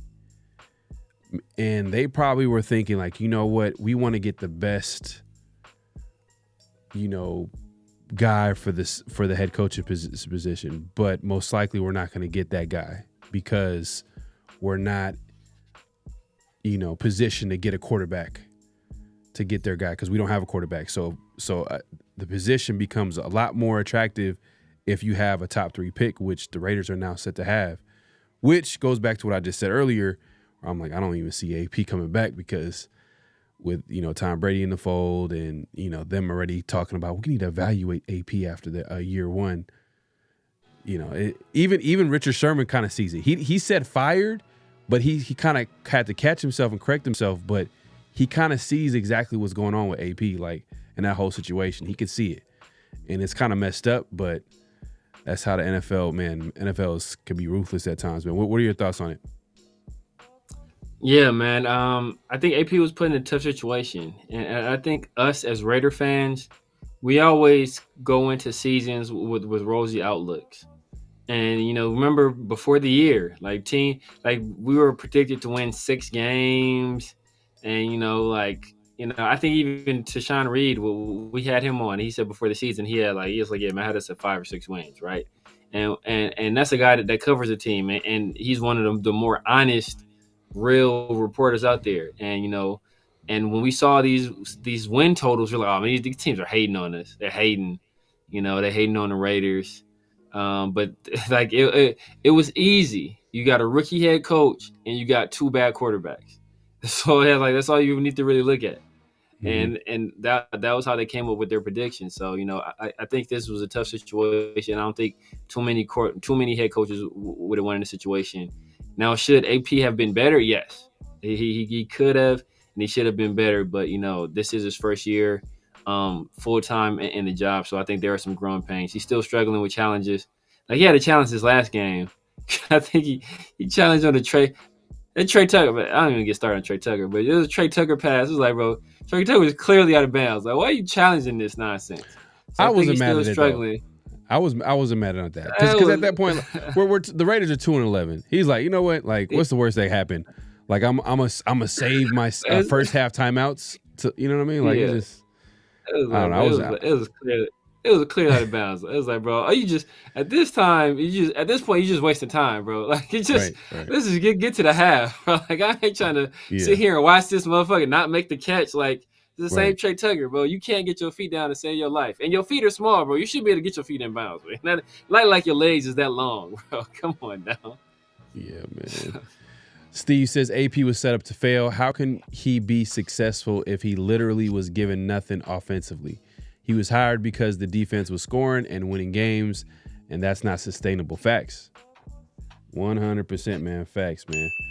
I agree with that, man. And it isn't. And we could see it this season. Like we thought the defense was going to be top 5, top 3, and they weren't. And a lot of that probably had to do with injuries and things like that. But also, even if when they were healthy, which was like the first game of the season, I believe, like the Chargers. We played with the run defense. We got gashed on some big runs, but for the most part, I think we held Justin Herbert to like 100-something passing yards. Yeah, but usually the first couple of weeks, teams are trying to figure out each other out, right? So like, and if you just notice like that first half, the defense looked good. But that second half, they're like, you can't stop the run. We're just gonna, and it felt like every team that could run the football ran it at us. So, and that was a big issue, and it's still an issue. So, and that's something that's gonna have to be corrected during the offseason, and most likely, it just seems like I don't think AP is gonna come back. I'm just gonna put it out there. I don't think AP is coming back. So that means that we're gonna get a whole new defensive coordinator. Yeah. I'm hoping this is my Hail Mary, and I think we talked about this last show. Like, if this possibly would happen, Raiders should instantly do it.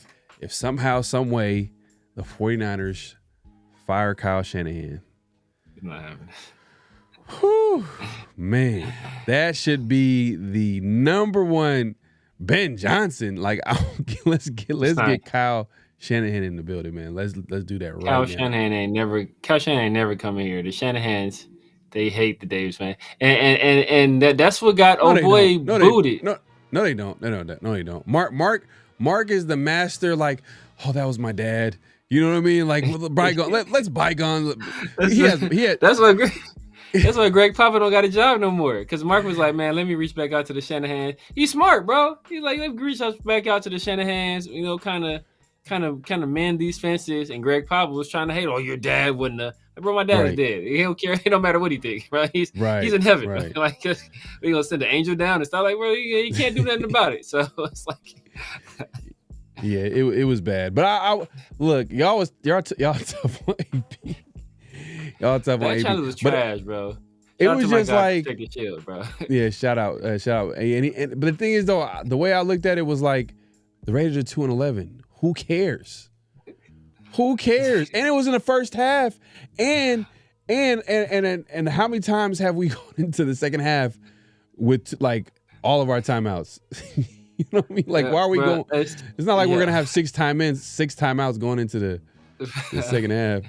You gotta. The first of all, I would say it's like 1 a.m.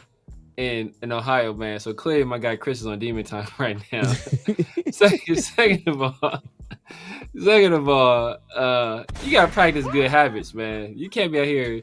These nonsense challenges, bro. Like, what's the point? I'd rather you just call a timeout. If you want to just, if you trying to just not go into the half with your timeouts, just call a timeout. Give dudes a rest. Call a timeout and let JPJ and Aiden practice snapping the ball some more, because clearly they didn't have that together. Ray Smoke says what got me with AP was the ending to the Chiefs game. His plan was to run. Yeah, that's a good point. That was a good point. That was a weird. I think that was BS. That was just weird. Yeah. Because we clocked it. And we're like, we're trying to run another play. Exactly. And it was just like, well, what are you doing? Exactly. Like, it's just. That's why I think it was BS, bro. I think it was BS. I think he was trying to get closer, because Carlson had missed 3 field goals. All 3 field. First of all, we hadn't been to the red zone one time. So Aiden threw for all those damn yards. We didn't get into the red zone not one time. Carlson missed 3 field goals. All 3 of his field goals he missed were from 50 plus. That field goal would have been a 49-yarder. The plan was to try to get closer and, get out of bounds, get like 5-6 more yards on the play, and make the kick a little bit easier for Carlson. And then we muffed the snap. And then, that was the end of the game. So I think he wasn't going to say, I didn't trust Carlson from 49 yards, because you don't want to do that to your kicker who's won you some games. But the plan was to get closer to kick a field goal. Joey says Sincere McCormick is a running back 1. I don't know if I want to do that, man. We called Zamir White a running back 1 last year, and look where we at right now. So let's just add more talent to that room and let the cream rise to the top. Like, it's nothing wrong with adding more talent to the running back room, because you know what, running backs can get hurt. It's good to have a lot of guys that look. Think about it.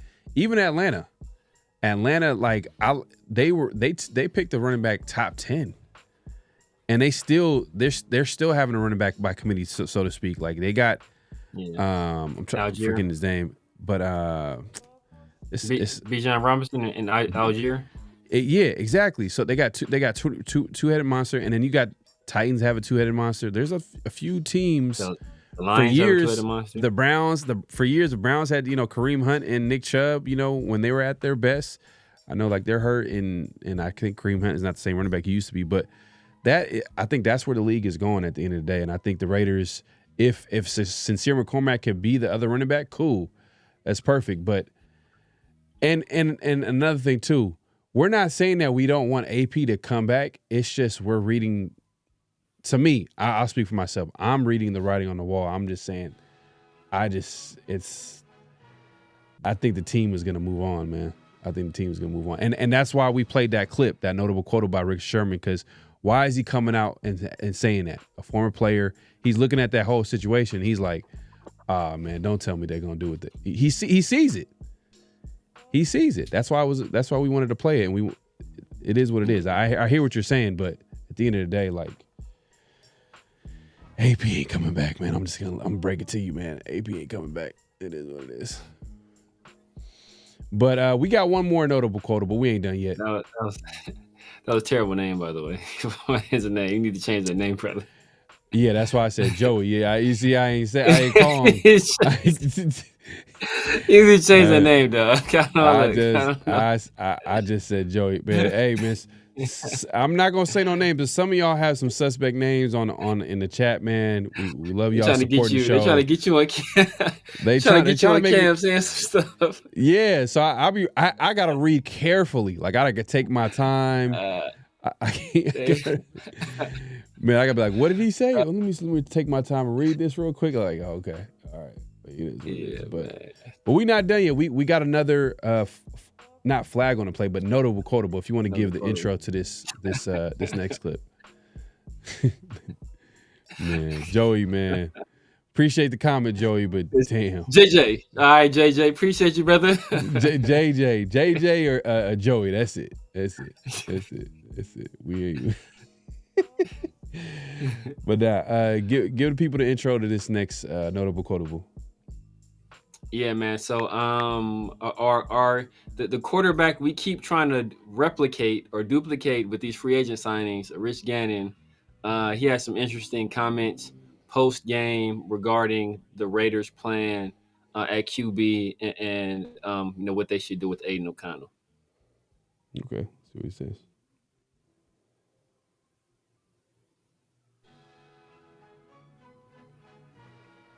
Oh man, something's happening. So my guy Chris said he said Sincere's not number RB1 for the Las Vegas Raiders. He could be RB1 for the Raiders that played my son in the Super Bowl on Sunday. the 6U Raiders. Oh, here goes the clip. Oh man, what's going on?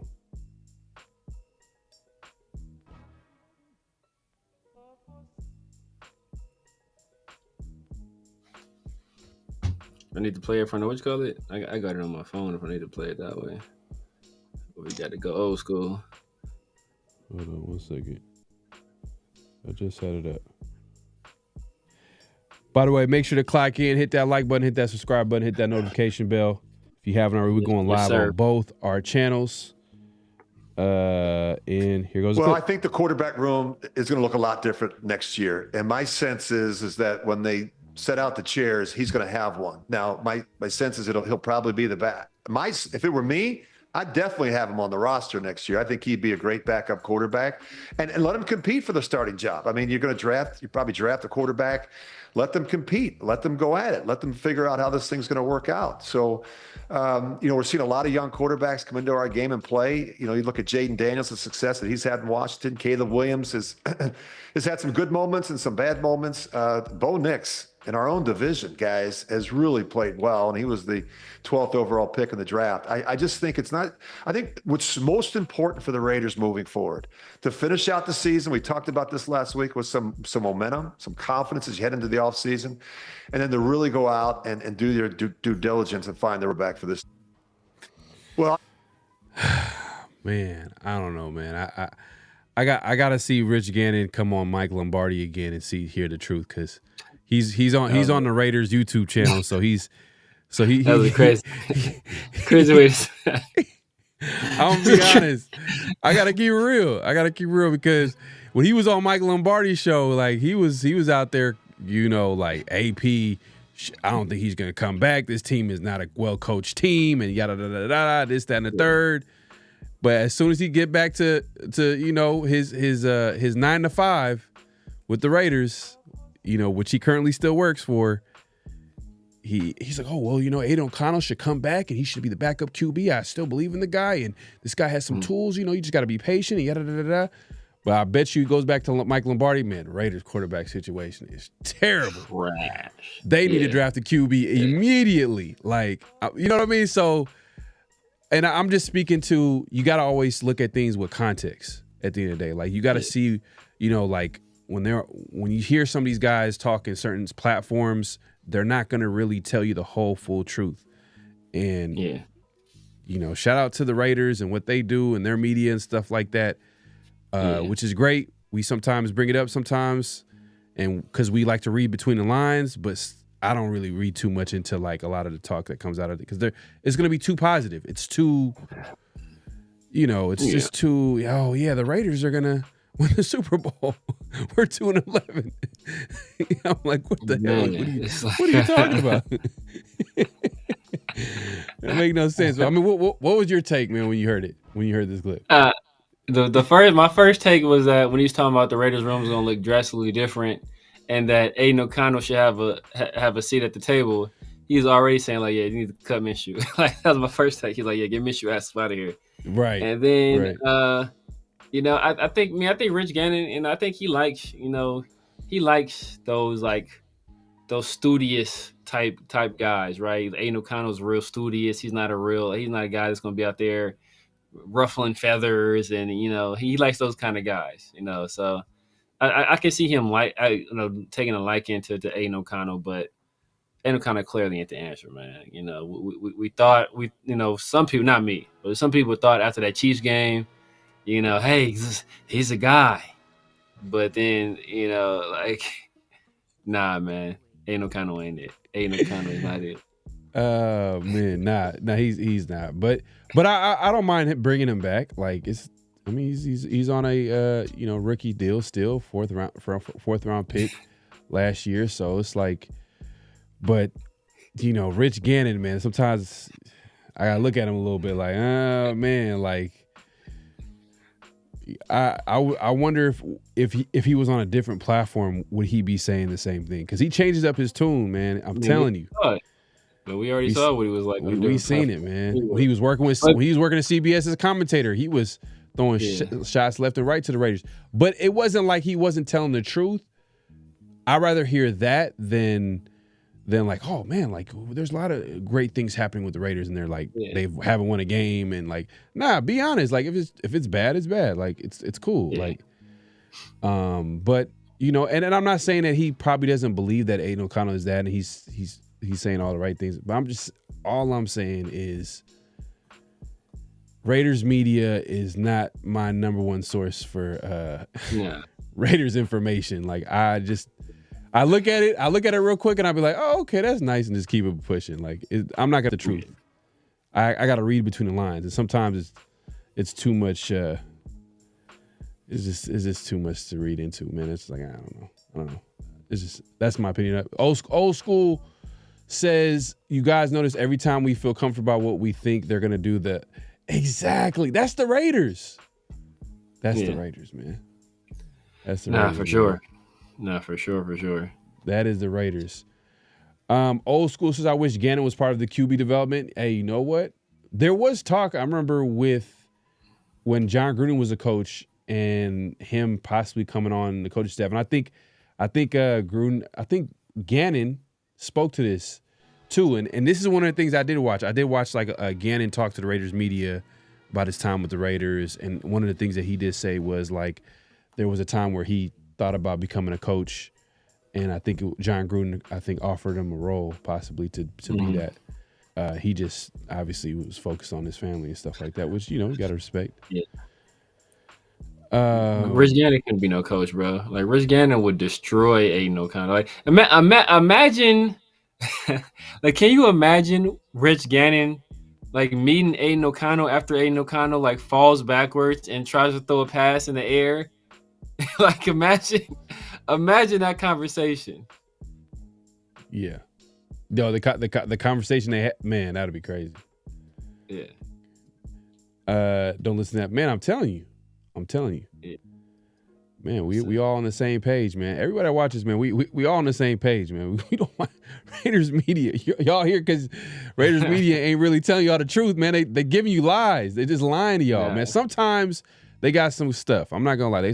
I like what I like about Raiders media when they have the behind the shield, and they'll show like sound bites during the game. You hear the players. I like that.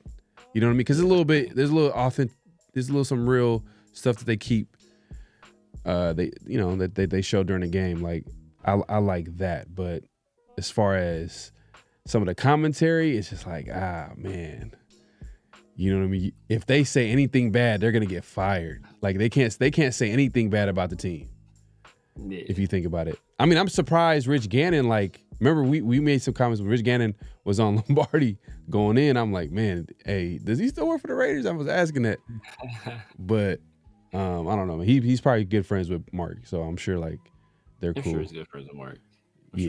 But that's look, that's his take on another platform, and he's still working with the Raiders. I'm like, man, that says a lot, man.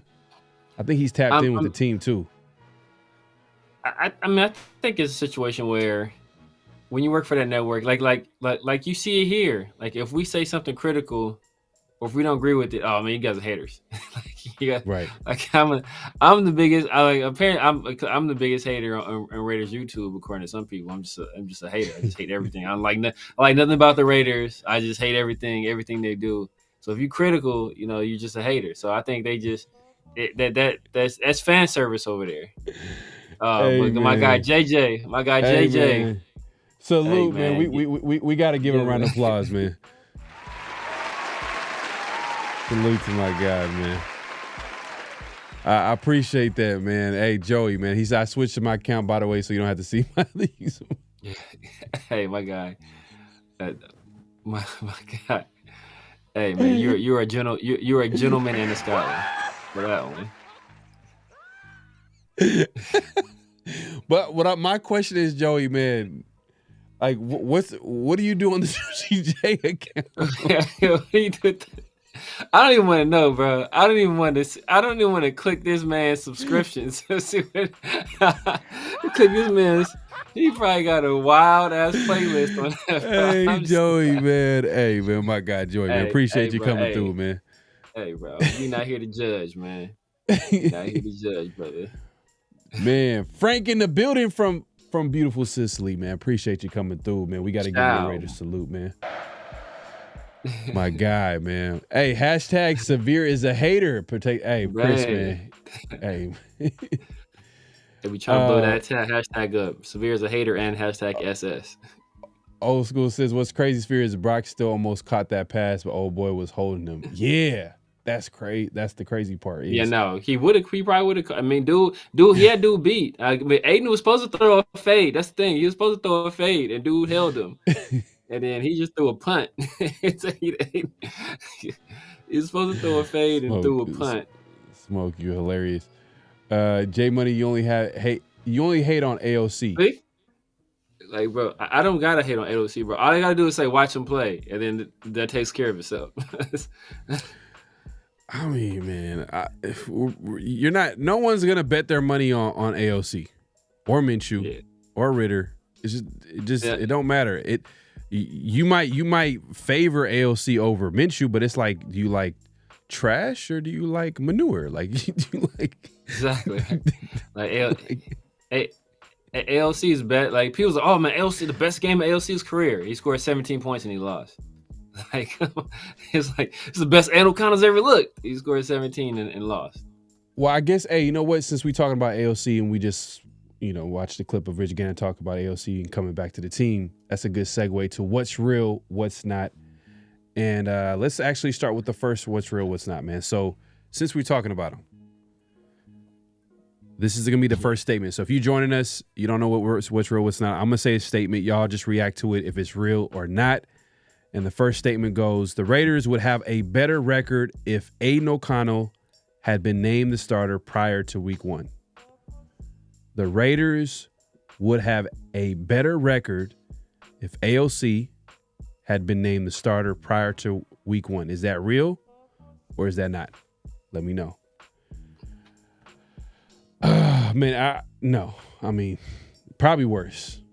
There's a good chance it might be worse. Just because the offensive line, too. Yeah.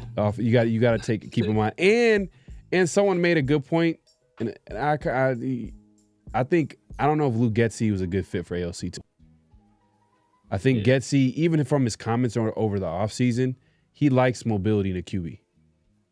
A lot of OCs do these days, but I think especially Lou Getsy, because you got to remember, Lou Getsy wasn't part of the coaching staff that drafted Aiden O'Connell. So, it is what it is. But I think that's not real for sure. Not real. Definitely not real. Okay. Austin says real, but not maybe by 1 or 2 games. No. One more game. No. One more. Oh no, it was one more game. Nah. We He's probably Smoke said he 4-9. would have won one more game. Oh no, definitely not. Nah, man. We probably have the same record. He would have lost. He would have lost the. So I'm saying not real. He would have lost the Ravens game for sure. He would have definitely lost the Ravens game. He would have probably been hurt like four. This dude got hurt. Like this dude got hurt getting pushed on the ground. He got pushed on the ground and had to miss the rest of. Like, bro, you're an NFL player. It got pushed on the ground, and they were like, "Yo, bro, his season's done. his season over. Get him out of here." And he has diarrhea. Get him out. Hold on, man. Special request. Hell no to the no. Thank you, bro. This dude had diarrhea, and they was like, "Yo, bro, he's never gonna be the same again." Like, no, bro. We lose the Ravens game for sure. We might win the Broncos game. But I can't even say that, bro, because he was like, people like, oh man, the reason we lost the Broncos game is because Minshew threw that pick six. The Aiden O'Connell got into that same game later on and damn near threw the exact same interception. And in this game, this last game against the Bucs, he damn near threw the exact same interception. Like, bro, he's not good. He's not good. People looked at the Chiefs game and thought it was something different.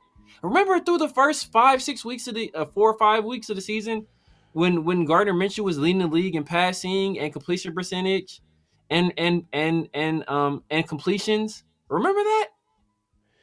So it's like, come on, man, y'all.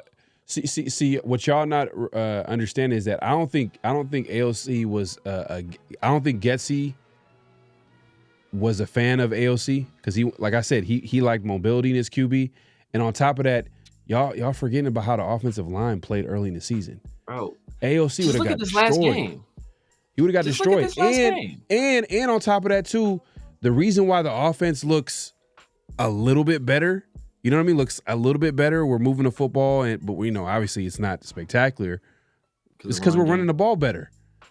Yeah. So you guys are saying that AOC would have been better with no run game? With Andre James, with Colton Miller not at 100%, without Michael Mayer. Come on, bro. It would have been AOC would have been hurt 5 times. Bro. He would have been hurt 5 times. We'd have seen Gardner Minshew like half the year anyway, because Aiden O'Connell would have got hurt every time he got pushed on the ground. Aiden O'Connell could miss the season. That's like. Austin says he ain't good, but he better than Minshew. Oh, man, that's debatable. That's debatable. Minshew's trash, though. How many games has Aiden O'Connell? He's disgusting. How many games has Aiden O'Connell won this year? Smoke says for the record, I'm a big AOC hater. You said how many games is? How many games is? He's had 3. He's only had 3 starts. He's had 3 starts, right? 3 starts. Yeah. No, well, yeah, he's had 4 starts. He got hurt in the first. Like it's like as soon as this dude starts, he gets hurt. And he hasn't won a game too. He hasn't won a game. No, he hasn't won a game. But he's only had like 4 starts. But as soon as he starts, he gets hurt. He started the Rams game. What happens? Gets hurt. Did he finish the Steelers game? He started the Steelers game, right? Did he finish that game? Oh, good point. We would lose the Browns game. Garrett would have gotten 4 sacks for sure. Yeah, AOC ain't gonna be running away from like a good pass rush. Like, come on. Yeah, man. Yeah, and Minshew actually had some nice. He actually made some plays in that game with his feet too. So, yeah, bro. We lost. Yeah, for sure. Joy as a backup, I'm not mad at it, but he's still replaceable. If we're being nice, he's replaceable. Yeah. He's replaceable. Because think about it this way. Think about it this way. What do they always say, that the most important position on a football team outside of QB is the backup quarterback? So if you got a loaded team, right, and you got Super Bowl aspirations, the team is gearing to make a deep playoff run, and your backup quarterback is AOC. Ugh, I don't know, man. I don't know if that would be the right answer. But he's going to come back next season. He's going to compete, and we'll see. Let's see if that coaching staff is going to be a big fan of his game. Luke Getsy wasn't. I'll tell you that. But like, look though, like what's like this dude AOC has made 4 starts. He's made 4 starts, and 2 of them he didn't finish the game. 2, like bro, half your starts you didn't finish. Like what are you people talking about? Come on, man. Like bro, you play tackle football. Like. He says, I remember the episode Severe went off. I just remember with the running start and still getting the ball in the end zone. Hey, he did get a rushing touchdown though. AOC did get a rushing touchdown. Hey, AOC, he trying to prove doubters wrong, man. He got his first rushing first down. His first rushing touchdown. Well, what happened at the end of that play, Pharaoh? He landed on his knees. He landed on his knee like a robot. Like it was hella fun. It was hella goofy. Like, bro, like even on that play, right? Yo, even the play. Remember the play last week? I think he got called back because the holding call. But like when he ran against the Chiefs, if you look at that play, halfway through the run, he damn near stumbles and falls forward. Like, bro, how unathletic do you have to be to run and almost fall forward? Yeah, dog, don't like. I'm trying not to clown on this dude, man, but you guys just be bro. There's just like AOC runs like Kamala. AOC runs the football like Kamala Harris runs for president. It's just damn. Telesco says, okay, Myra says Telesco better work on depth as well. Depth F- this year. Man, that's always been an issue for Telesco being a GM, to be honest with you. Since he's been a GM with the Chargers, like that depth has always been an issue. So hopefully it gets better. Hopefully maybe Champ Kelly can help him with that, man, especially in the later rounds, because that's usually where a lot of the depth gets made, right? Let's see. Excuse my we got trolls in here. Hate is crazy. He do look goofy though. Protected Shield says you want your backup to have the same skill set as your starter. If we get Cam or Shedeur, we need someone who has similar style. I think that kind of goes to our next one. Yeah, I think that goes to our next. So let's go segue to the next. What's real, what's not. If you want to go ahead and read that out. I don't know if you have it in front of you. If not, I can pull it up. Yeah, I have it in front of me. So I think this is the statement. The Raiders will keep Aiden on the roster. And speaking of, and this kind of goes back to what Gruden was saying. He wants them to keep him as a backup. But the Raiders will keep Aiden on the roster no matter what they do in the draft at QB. Is that real or is that not? We already know what Chris thinks.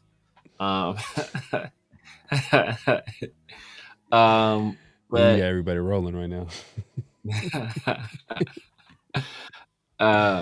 But yeah, I'm gonna go not especially if AP is gone. If AP is gone, bro, the next person gonna come in. Like I think AP partly kept Aiden around because like, yo, bro, you helped me get the job, so I'll keep you on the roster. I ain't gonna start you though, but you can be on the roster.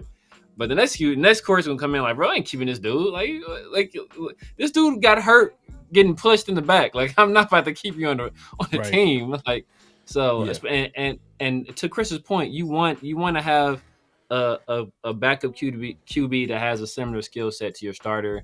And AP, I mean, obviously Aiden O'Connell he has a very different skill set than either Shedeur or Cam. So, I think we'll go after a different quarterback. I can see like a Jacoby Brissett. I can see Jameis or Jacoby Brissett, a guy in that mold, like, an older quarterback still can, if you need him to come in and win a game, he can come in and win you a game. Great locker room guy, good teammate, a guy like that. Aiden, maybe if they keep 3 quarterbacks, I can see Aiden maybe being the third string guy possibly, but I don't see him being a backup. They'll probably move on from him, give him a chance to catch on somewhere else. Now that's a great point by Chris, where he says the backup QB is usually similar to the skill set of the starting QB, and if we're gonna draft a QB, AOC is definitely not gonna be. His game is definitely not gonna match it, but we'll see. We'll see. I think it's tough, bro, because right now, like, we don't even know if AP's coming back next year. We don't know who the offensive coordinator is going to be. There's so much that we don't know. But look, AOC, if he comes back to play next Monday and to finish out the season, we'll see. We'll see. I mean, if he plays as well as he did with the Chiefs, then yeah. But if he continues to play like he did, for example, like this last game, like, I mean, you can probably almost guarantee that I don't even think he's going to come back next year, or he's not going to make the team because it's going to be tough for him to stay on the roster. Because teams now they keep 2 QBs and then the third QB is going to be on the practice squad, right? Is that how it goes, or do they keep three on the roster? They have to, say that one more time. Usually teams they keep 2 QBs on the roster and then there's a third QB on the practice squad. And I think there's a rule, emergency QB rule too. So that's different. So if you're gonna have a guy be your emergency QB, he has to be on the active roster, and he just doesn't count because I think you get 48 players active on game day, but your emergency QB doesn't count against that 48. So if he's on the active roster, you can carry 49, right? But he has to be on the 53. But yeah, man, I just don't see. Like, put it like this, like let's say if the Raiders was like, look, Aiden, if you can, we'll give you a running start. If you can throw the ball from the 50-yard line and reach the end zone, we'll keep you on the roster. Before the ball reaches halfway, they cutting him because they see it's not gonna make it. They're stopping at the 5. So I don't see them bringing him back, man. I don't see them bringing him back. Brandon says, I'm getting uncomfortable with the Brady has and Deion is trying to get. Something about this just strange to me. With the power, with the power, probably with the power or influence Brady has, and Deion is trying to get the power that they have, and Deion is trying to get. Yeah, I could feel him on that, but I mean, everybody's been complaining about Mark Davis, so you can't start complaining about Mark Davis and him not knowing football, and then we bring in a guy like Tom Brady, and I don't like the power he has. Like, you gotta. But what's the success rate though, man? What is the success rate that a former player just comes in and just he's a top, football evaluator and is executive and running. He's a guy that knows how to franchise. Like, some of these guys, like, they've been in the building. They know how a team is run.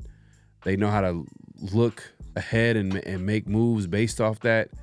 It's been a mixed bag.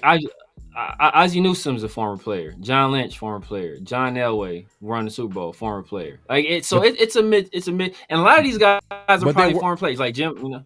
But they worked their way up. Not to cut you off, but they worked their way up, right? No, John Lynch went straight to being a GM. I want to say. I think same way with Elway. I think he went straight to being a GM. John Lynch was a commentator. He was a commentator, and then he had an interview with Kyle Shanahan, and the rest is history. Yeah, that's true. Yeah, I think the same way with Elway, and I think this. I don't know about Ozzie's been around for a while, so I'm not sure about Ozzie Newsome. He's been around for a while. Elway mixed bag though. Elway is kind of like, I don't know about that one. He got a Super Bowl. It's mixed bag, or you want to? He got a ring. He got the ring. He got Peyton Manning. I'll give him that. He was the reason Peyton went there. Yeah, it wouldn't no John Elway, no Peyton Manning. So true. That's true. I don't Ozzie Newsome's role. I mean, did he? I don't know what his situation. I don't know if he worked his way up, but he's a former player. Yeah, man. I hope if Brady could put the same. It's gonna be interesting because Brady's gonna be a commentator. So it's not like he's going to be 100% fully invested in being the owner of the Raiders. He's a commentator. But know what that's going to be like? Like, no, not to take it to politics, but how like Trump had divested from all of his businesses when he became president. Like, I'm not involved in my businesses at all. Like, bro, come on, bro. Everybody knows you're still running your businesses. Like, we're not stupid, but it's that same situation. Like, but can you prove it? Right. Like, can you prove that I'm running my businesses? You can't. So are they going to be able to prove that, Tom Brady is not the guy that's advising Mark Davis when he's at these WNBA games, or when he's sitting in these luxury boxes talking about the team, or when he's, sitting in on these owner meetings or these, bro, that's what of course he is. That's what I'm saying, bro. John Elway, he was disgusting. Because look. But I'll give you this. What your point is that he was able to bring Peyton Manning into the building, and then from there, like, was able to get a ring. But he drafted Von Miller. Yeah, but John Lynch was successful though. Facts. That's true. We'll see, man. We'll see. Brady, arguably the greatest QB of all time. Like, we'll see if he can repeat that success as a minor. It's because we could call him an owner, but he only owns like 5% of the team, but his influence on a team could probably be like damn near 100%. Because I think the way Mark hugged Tom Brady was like, bro, anything you say, I'm gonna make sure it gets done. Man. So it's gonna be interesting. Mark Davis hugged Tom Brady like he was Cardi B and he was Stephon Diggs.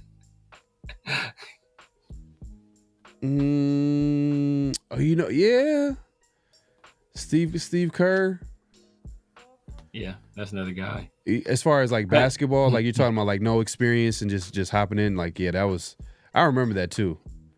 Pat Riley. I mean, if you want to take it back, Pat Riley. Pat Riley was a commentator. I think he spent a year as an assistant coach, and he took over as head coach. Facts. After that, he picked that one QB that was trash in the first round. Brock Osweiler? Not that was bad, but there was another QB.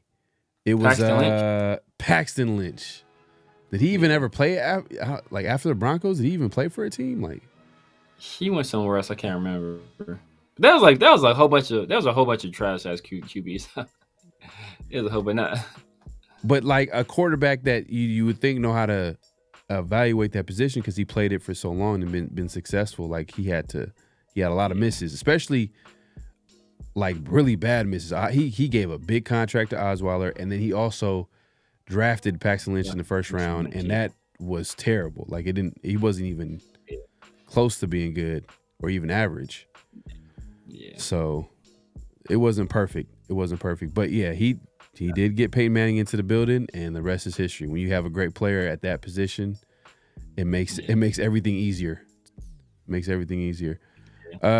Parade. When he had some good ones too. I think he picked Ryan Clady, who was pretty solid. Von Miller obviously was a NFL Hall of Famer, one of the GOATs. So he had some hits, but a quarterback was tough. Trying to find. But yeah, man, hey, we appreciate everybody coming through. It's been a great show. Make sure to clock in at this point, clock out, hit that like button, hit that subscribe button, hit that notification bell, all that good stuff. We appreciate everybody coming through, man. Hey, man, Severe, let the people know where they can find you, what to look forward to, all that good stuff. Yeah, you guys know what it is. The Severe Raider here on YouTube, on IG, Snapchat, TikTok, X. Basically everywhere. Just type in The Severe Raider. If I'm on there, you will find me. Every Tuesday night, the 50-50 show with my guy, Pharaoh. Use generally Tuesday afternoon with my guys, Chris from over at Protect the Shield. Make sure you guys head over there and sub to him. And my guy, 805 Raider, make sure you sub to him as well. Usually we do a film session Tuesdays, but it's kind of no reason to do one this week because that game was bad. And then every Friday night we got Around the Shield, my guy Pharaoh and Big Mike Raider. So make sure you go over, head over and sub to Big Mike as well. My son's football season is over, so probably gonna start training, but that I'm gonna have a lot more free time. So you be looking out for some other things. Cause I'm probably be doing something solo dolo, trying to find a day during the week, but until a track starts up, and then I'll be right back to dad mode. There you go. Yeah, I got to drop more content as well, man. Be on the lookout for that. Like Severe said, we do this every Tuesday evenings, nights, 50-50 show. Make sure to tune in. Make sure to hit the notification bell. If you ain't subscribed to both channels, make sure to do so. And hit that notification bell so you'll be notified when we drop new content. And as well as check out the 50/50 shop to get your latest gear, man. Hey, man, it's getting chilly out here. Get you a hoodie, all that good stuff, man. And be on the lookout for more stuff in the store. So 5050shop.me. The link is in the chat. You know what I mean? Just check it out in the chat and also in the description as well. And then every Fridays, and I think we're gonna have a dope show this Friday. So be on the lookout for that. We might have a special guest. So tune in around the Shield with me, Severe, and Big Mike Raider, and then hopefully we get a special guest this week. So definitely check that out. But yeah, man, hey, look, I know 4 games left. Offseason already started for us. You watching the team, we already know what it is, man. Hey, look, the Raiders do it right. We get the number 1 pick, or at least have the number 2, at least top 3 pick. I'm not mad at that. Top 3 pick. And going back to Gates Media, yeah, man, I remember the Mark Jackson. That was a tough deal. And Mark Jackson never got a head coaching job, and he did a great job with the Warriors. Yeah, as far as developing that team, and obviously giving Curry the confidence to be the player that he was. Like, people didn't know Curry until Mark Jackson was able to kind of give him that green light, and the Raiders. I mean, not the Raiders, but the Warriors end up obviously trading away Monte Ellis that offseason before, and then Curry kind of took that and was like, hey, the rest is history. But yeah, that's basketball, which is currently going on, and which do people watch basketball these days, man? It ain't, I don't know, it's not the same. It's not, sometimes, you know what I mean? I mean, how the Lakers doing, how the Warriors doing, how some of these teams doing, man? Warriors doing good, Lakers not doing good. I feel like Warriors are missing a piece. I feel like they need another scoring option outside of Curry, but that's a whole different conversation. Look, man, we appreciate everybody coming through. It's been a great show. Next time you'll see us will be Friday around the Shield. We'll get into game picks. I don't think I did good this week, man. Oh my God! But it is what it is. You know what I mean? It's still 4 weeks left, so we'll see. Look, hey, Severe got a smirk. My guy Steve Oriana. You know what time it is. Oh man! Let the people know. Hold up. We got Charger fans watching us. Come on, man. Nah, it's all love, man. If you watching this, man, it's all good. Just keep it respectful. Raider Smoke, man, on the way out, man. My God, man. Appreciate you, my guy. He says, have a good night, y'all. Great show tonight. Severe, I feel you. Hard to be doing YouTube when daddy duty calls. Y'all be easy, man, for sure, man. We're going to have you on here soon, too, Smoke. Just hopefully we can get you on here soon, man. I know the schedule is crazy, but we're going to get you on. Hey, we could do it next week. I do next week. Yeah, for sure. Yeah, this weekend is next week. We'll hit you up, Smoke. But yeah, man. Hey, any last thoughts before we get up out of here? I think my guy Steve. I think he put it best. Oh, what did he say? He said Pharaoh for the win. Did he say Pharaoh's gonna win it all? I think that's what he said, right? You know what it is. You know what time it is, baby. 738. Steve, come on, man. I gotta be back. Hey, man, I'm petty, Steve. I'm not gonna forget this. Man. Man, but we up out of here, man. We'll see y'all this Friday.